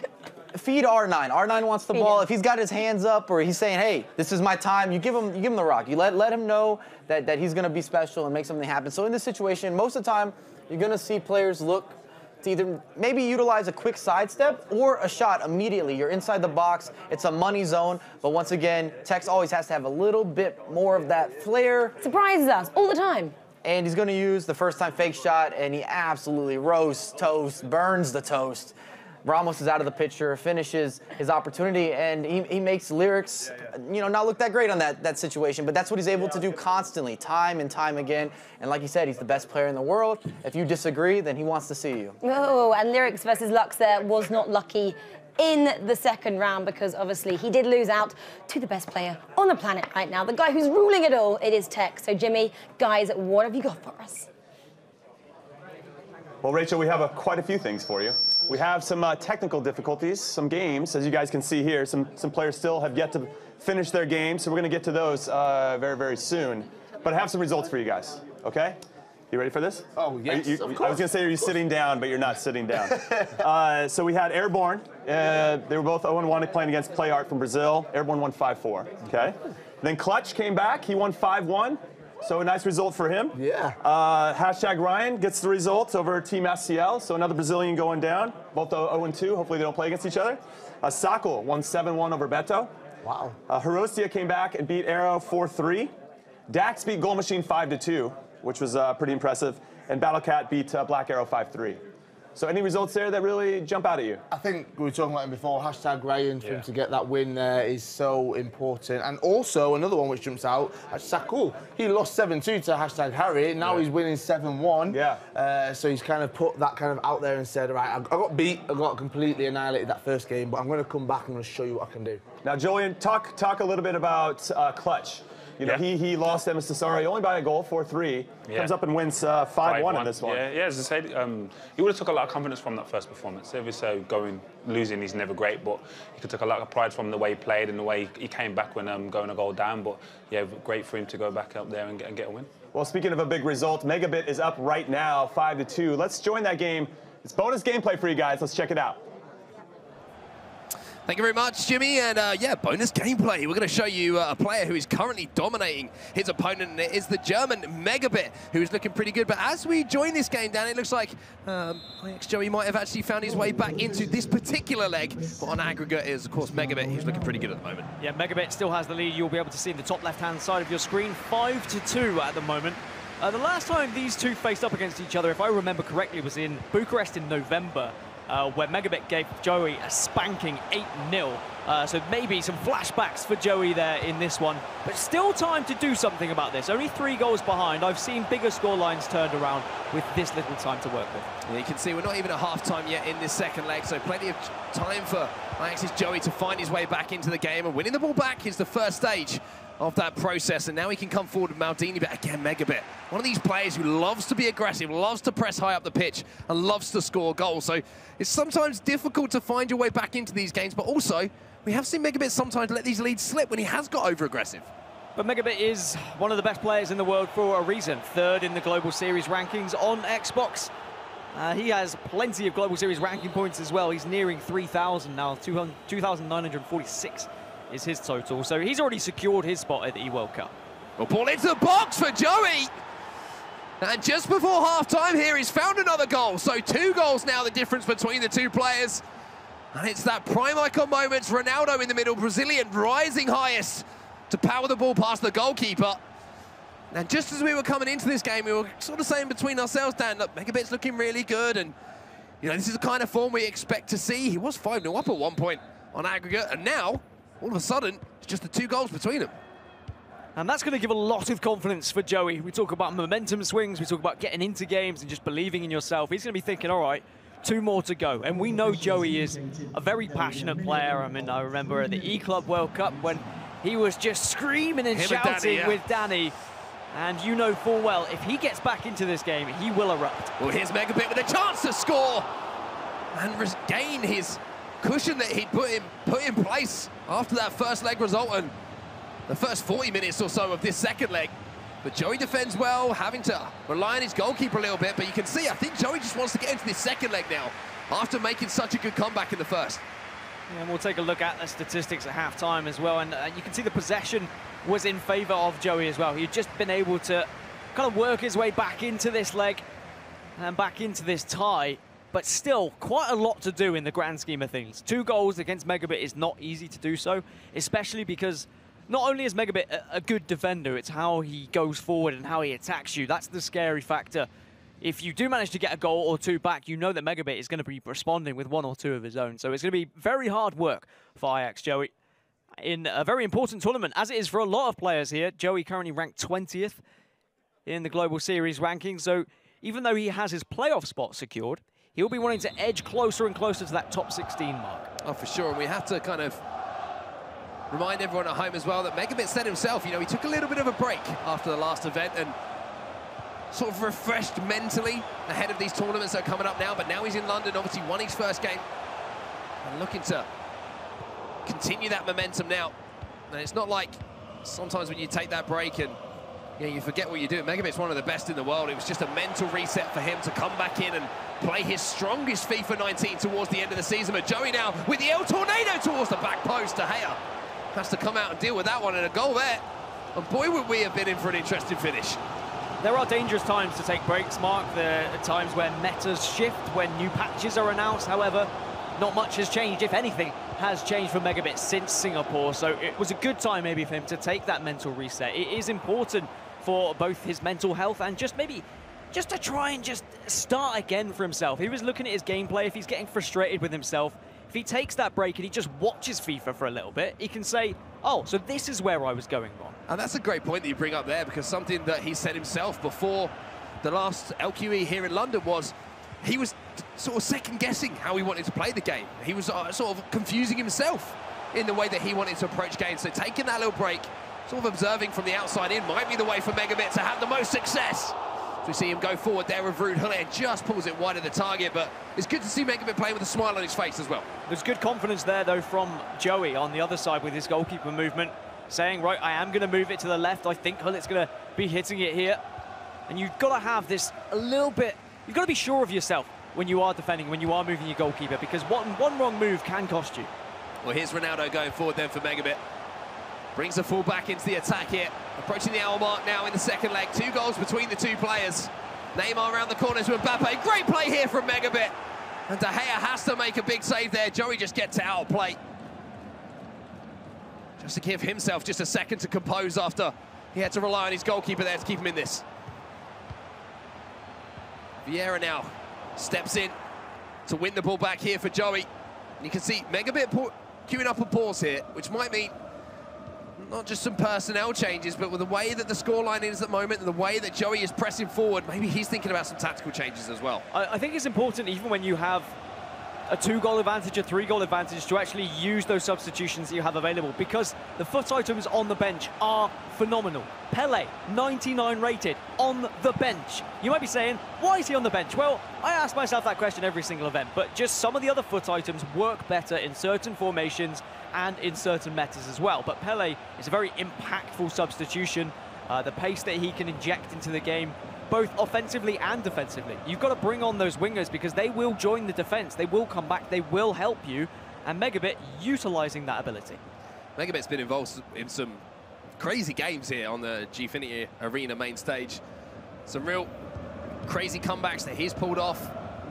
Penalty shootout losses, penalty shootout wins. He's really been through it all emotionally here at the Gfinity Arena. He's probably thinking that at the moment. He's probably thinking, hey, can I play somewhere else? He was been stressful. 1 penalty away from being an LQE champion here at Gfinity when he lost to Stefano Pina. That's how close he's come to being the best player at that tournament. That's the potential that he does have. He's been so close against players like Tekkz as well. So he can get it done. He just needs the right tournament, and maybe this could be that tournament. And when it's crunch time, when everyone needs to play well, maybe that's when Megabit thrives. I think Joey has changed that 3 at the back, and look at the space here for Ronaldo. 1v1! Great goalkeeper movement, though, from Joey. A wry smile from Megabit. He think he knows he just got outplayed there. Always very difficult when you see that keeper kind of dancing left to right. It does become a little bit of a mind game, and Joey's able to win that one, which keeps him in things with 20 minutes to go. You can see the shots there. Megabit taken 10. Joey only had 4. Well, Ronaldo's got on his right foot. The cricketer got away from his man, but just couldn't fire past the last man. And this is going to be the danger. When you've got those fresh legs on the pitch of Eusebio, can he make it right this time? The goalkeeper moves, but he moves the wrong way. And Megabit will restore that 3-goal lead, and with just 20 minutes to go, surely that has to be another win on the ball for the German. Well, he moved the right way, but then he second-guessed himself and he moved back again. He's doing that little dance on the line. But this time, Megabit just waiting, being patient, saying, I'm going to wait for you to move your keeper again, and then I will shoot. He had all the time in the world, and that should be enough to get him through to the 3rd round for Swiss, still with a very formidable record. So all of our favourites here on paper at the start of the FUT Champions Cup, number 6 here in London, have been performing up to the standards we would expect. Dan, 15 minutes left in this one. From what we've seen so far, obviously, we've seen Dasari, we've seen Tekkz, we've seen Megabit, and we've seen the scores coming in from Dax. Who's been the most impressive for you? Well, we haven't seen as much of Megabit as I would have liked to really judge his gameplay. So I'd have to go with Tekkz, I think, naturally, just because of what he offered and how he closed out that game previously. Well, maybe Megabit's looking to change your answer here as he tries to pick up another goal. 6-3 on aggregate. Because if I'm honest, just going back to that point ever so slightly, I don't think Dasari offered that much going forward in his game against Clutch. Clutch looked like the more creative one and arguably looked like the better player in the game he played against Dasari. But the one thing we know about Dasari, he's a world champion for a reason. He takes a little bit of time to warm up, but he does grind out results, and that's what the best players do. They win even when they're not playing at their best. Here comes Megabit again then. There's loads of room here for Pele inside the 18-yard box. Into Eusebio, Pele now, back across goal, just couldn't find that pass to hull it in that last-ditch situation. And Joey's trying his best. You have to give loads of credit here to Joey, but what a tackle that is from Rafael Varane. He left it all on the line, and he came out with nothing but football. Well, we have to give credit to Joey for coming back from a 5-goal deficit to actually make a game in this second round of Swiss, but ultimately, when you leave 3 at the back, this happens. There's just so much room for the green and white kit. Eusebio into Vieira. Pele should finish this one off. Unfortunately, the linesman's flag will go up. You see another smile coming from Megabit. And I'm going to say it right now. My favourite player cam to watch is always Megabit. It's always complete despair or complete happiness, or it's such an emotional player as far as, you know, watching him in that player cam. I mean, there are players who keep themselves to themselves and they don't react to anything, whether it's positive or negative, but we have 2 players here who are very reactive on both sides, to be honest. Unfortunately, we haven't been able to witness the reactions from Joey because he was so far behind, and that probably killed off his confidence, killed off any kind of reactions and emotion from him. But I think we're going to see more from Joey this tournament. He should be able to get through Swiss, and he should be able to get through knockouts. But he's going to have good games against players like Megabit if he really wants to secure and solidify his spot at the E-World Cup. He's one of those players as well who needs a solid performance here, because otherwise he could be looking over his shoulder towards the playoffs and towards the FIFA E-World Cup. So everyone who's here really has something to play for as far as the rest of their season and compared to FIFA 19 is concerned. This one's kind of come to its conclusion now as we are into stoppage time. Joey may be looking for a consolation here at the end of the game to give himself a bit of confidence moving forward, and Mbappe tries to find the ball inside there, but Maldini will clear, and that will be the end of the round 2, a Swiss game between Megabit and Ajax. Joey, and of course Megabit, as you can see there, taking home a fairly comfortable win. And quite rightly celebrating towards camera as well. I'm looking forward to seeing what Megabit has to offer this tournament. He is one of the best players here, and he is one of the players who can go up against the likes of Tekkz and really give him a good game. Okay, well, that's going to do it all for that particular game. We're getting through these Swiss round 2 games. Jimmy, it's back to you on the desk. All right, thank you, guys. Crazy game there, Julian and Kyle. I mean, I thought Ajax Joey maybe was going to get back into it right when we flipped over. He scored that goal, like a little bit of hope and belief that it could happen, but he didn't get there in the end. So Megabit is an eventual winner. Now, Megabit did beat him earlier in the season 8-0. This one ended 6-3, so improvement. Yeah, I mean, it's one of those things where you want the underdog sometimes just to come out on top. You want them to actually get that extra goal and push it to the end. But players like Megabit don't let that happen. There's a reason that he's just broke the 3,000 Global Series ranking points. He's there now because he's one of the best. He's 3rd in the world right now. Yeah. Just being at this tournament, as I said, he's broke that 3,000 point barrier. And he's just one above everyone else, and there was no doubt in my mind he was going to win. Yeah, Julian, I mean, a pretty complete performance at the end of the day. Maybe he was troubled a little bit by Ajax, Joey, but yeah, not overall. Well, going into the game, he would have that psychological advantage knowing he's beating 8-0 earlier in the year. And then Ajax Joey would have known that as well. So there would have been a little bit of pressure and a little bit of conflict there, but overall, Megabit kind of did what we expected him to do and get the win. Now, Kyle, talk to me about how many points you think it's going to take to get into the playoffs. Because I've heard 1,800, I've heard 2,000, I've heard 2,200. Now, as you said, Megabit is over 3,000. He's number 3 in the world on the Xbox side. Now, Joey, on the other hand, only has 1,066. So if he gets eliminated, he goes home with 150. if he gets through the knockout rounds, he's minimum 275. Those are key for him because I think he's on the cusp now. This is like a make-or-break tournament for Joey in particular. 100%. There's a series of players who are just sitting outside that top 60 kind of place where this tournament is huge for them. And I think if you're looking at the top 60, then you're like, wow, that's a battle right there. Who's going to get those points is going to push them up there. But if you're looking further up, I should probably scale back because I was maybe talking about the FIFA E World Cup. I think that's going to take 1,800 to 2,000. But I think he's okay because he's 20th in the world to get to the playoffs. But I'll give you a little insight. We have been talking about it in the backstage, and Brandon, he said he thinks for the FIFA E World Cup, 2,200. So there's a lot of people who don't know where it's at right now. So it's going to be one of those where every point matters, every single point literally matters, especially around that 60 mark. So it's exciting. That's what we're here for. Now, Joey, how were you as a player when the pressure was on? Did you thrive on the pressure? I loved it personally, but I don't want to speak for you. Depending what kind of pressure. There's pressure obviously from not qualifying to kind of winning. He's totally different. Players deal with it differently, and I was kind of enjoyed the pressure of having to win to a point of worrying about losing. So, as I said, these players will be dealing with it differently.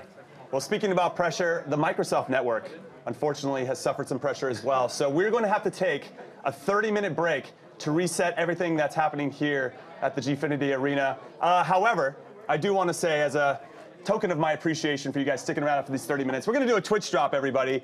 Carney Ball Neymar is going to happen, so please don't hate me in the chat, okay? I'm doing my best here for you guys. Now, we just have to reset, make sure everything's squared and ready to go. We'll be back in 30 minutes. So come back and join us. Maybe go get some lunch, get some dinner, get some breakfast, wherever you're watching, and we'll be here with our smiling faces right when you get back.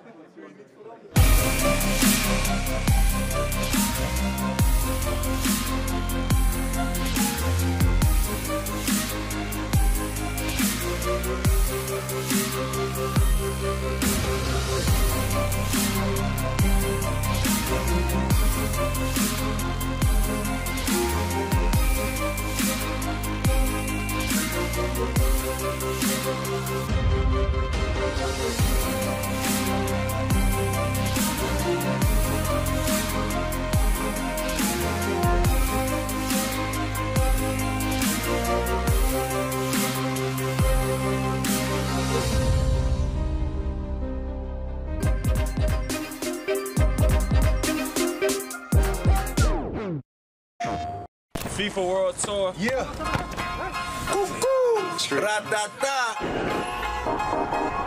Shout out to real ODB. You know, you can add the J if you like. Every time I see him, I say ODB. I just salute a fellow pretty boy. You know what I'm saying? So you can set it up with no fouls, no nothing. I've been playing FIFA since like 2001. Like I've been playing it for a long time. Yeah, I play board games like Sorry, Clue.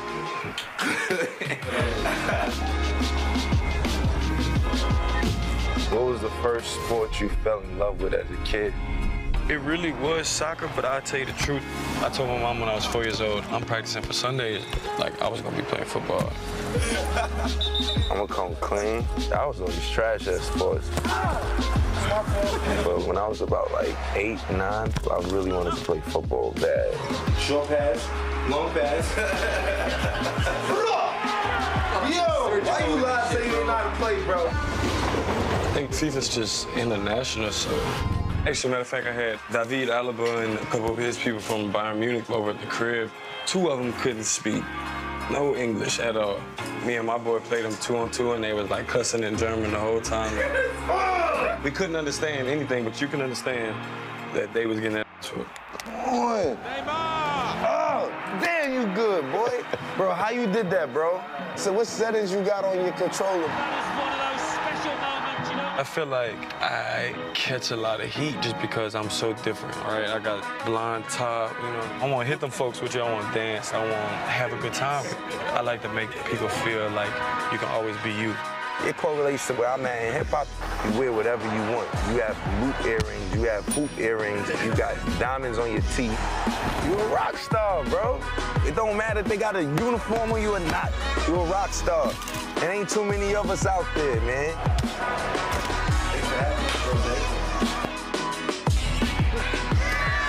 The man right here.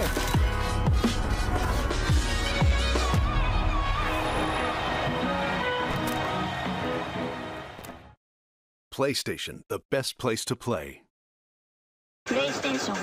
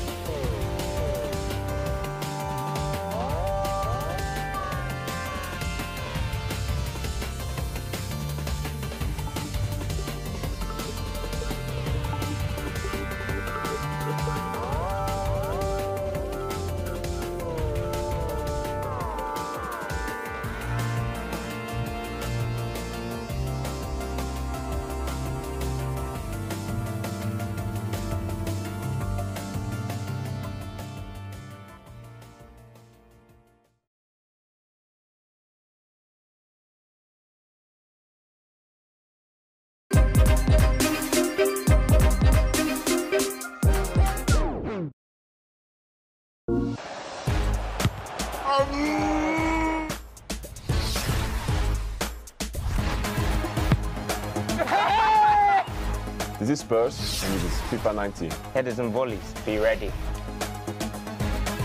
Hey, come on, son. Let's go. Hey, I need to change my buttons. Oh my God. Sorry, guys. Head it. Hey,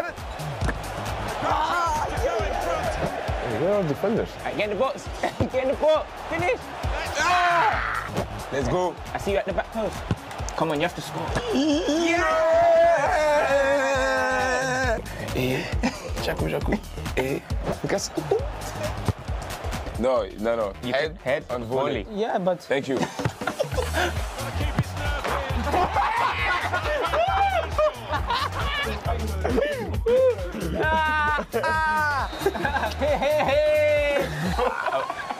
That was just a warm-up. Let's play survival mode. So what does it mean? If you score, you lose a player. Okay, this is for real. Let's do it. Calm. Back post. Hey. That's what we do, eh? Yeah. Lost one player. Finish it.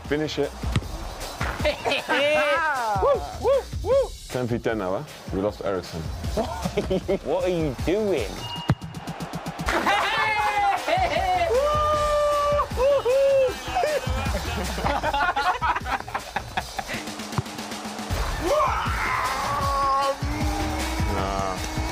Lucas still has hair. Too handsome. Give me that.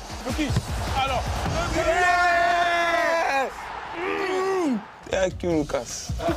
Yeah.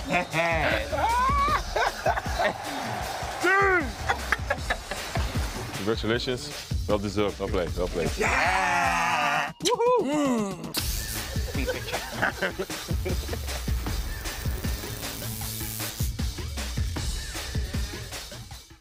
For the players.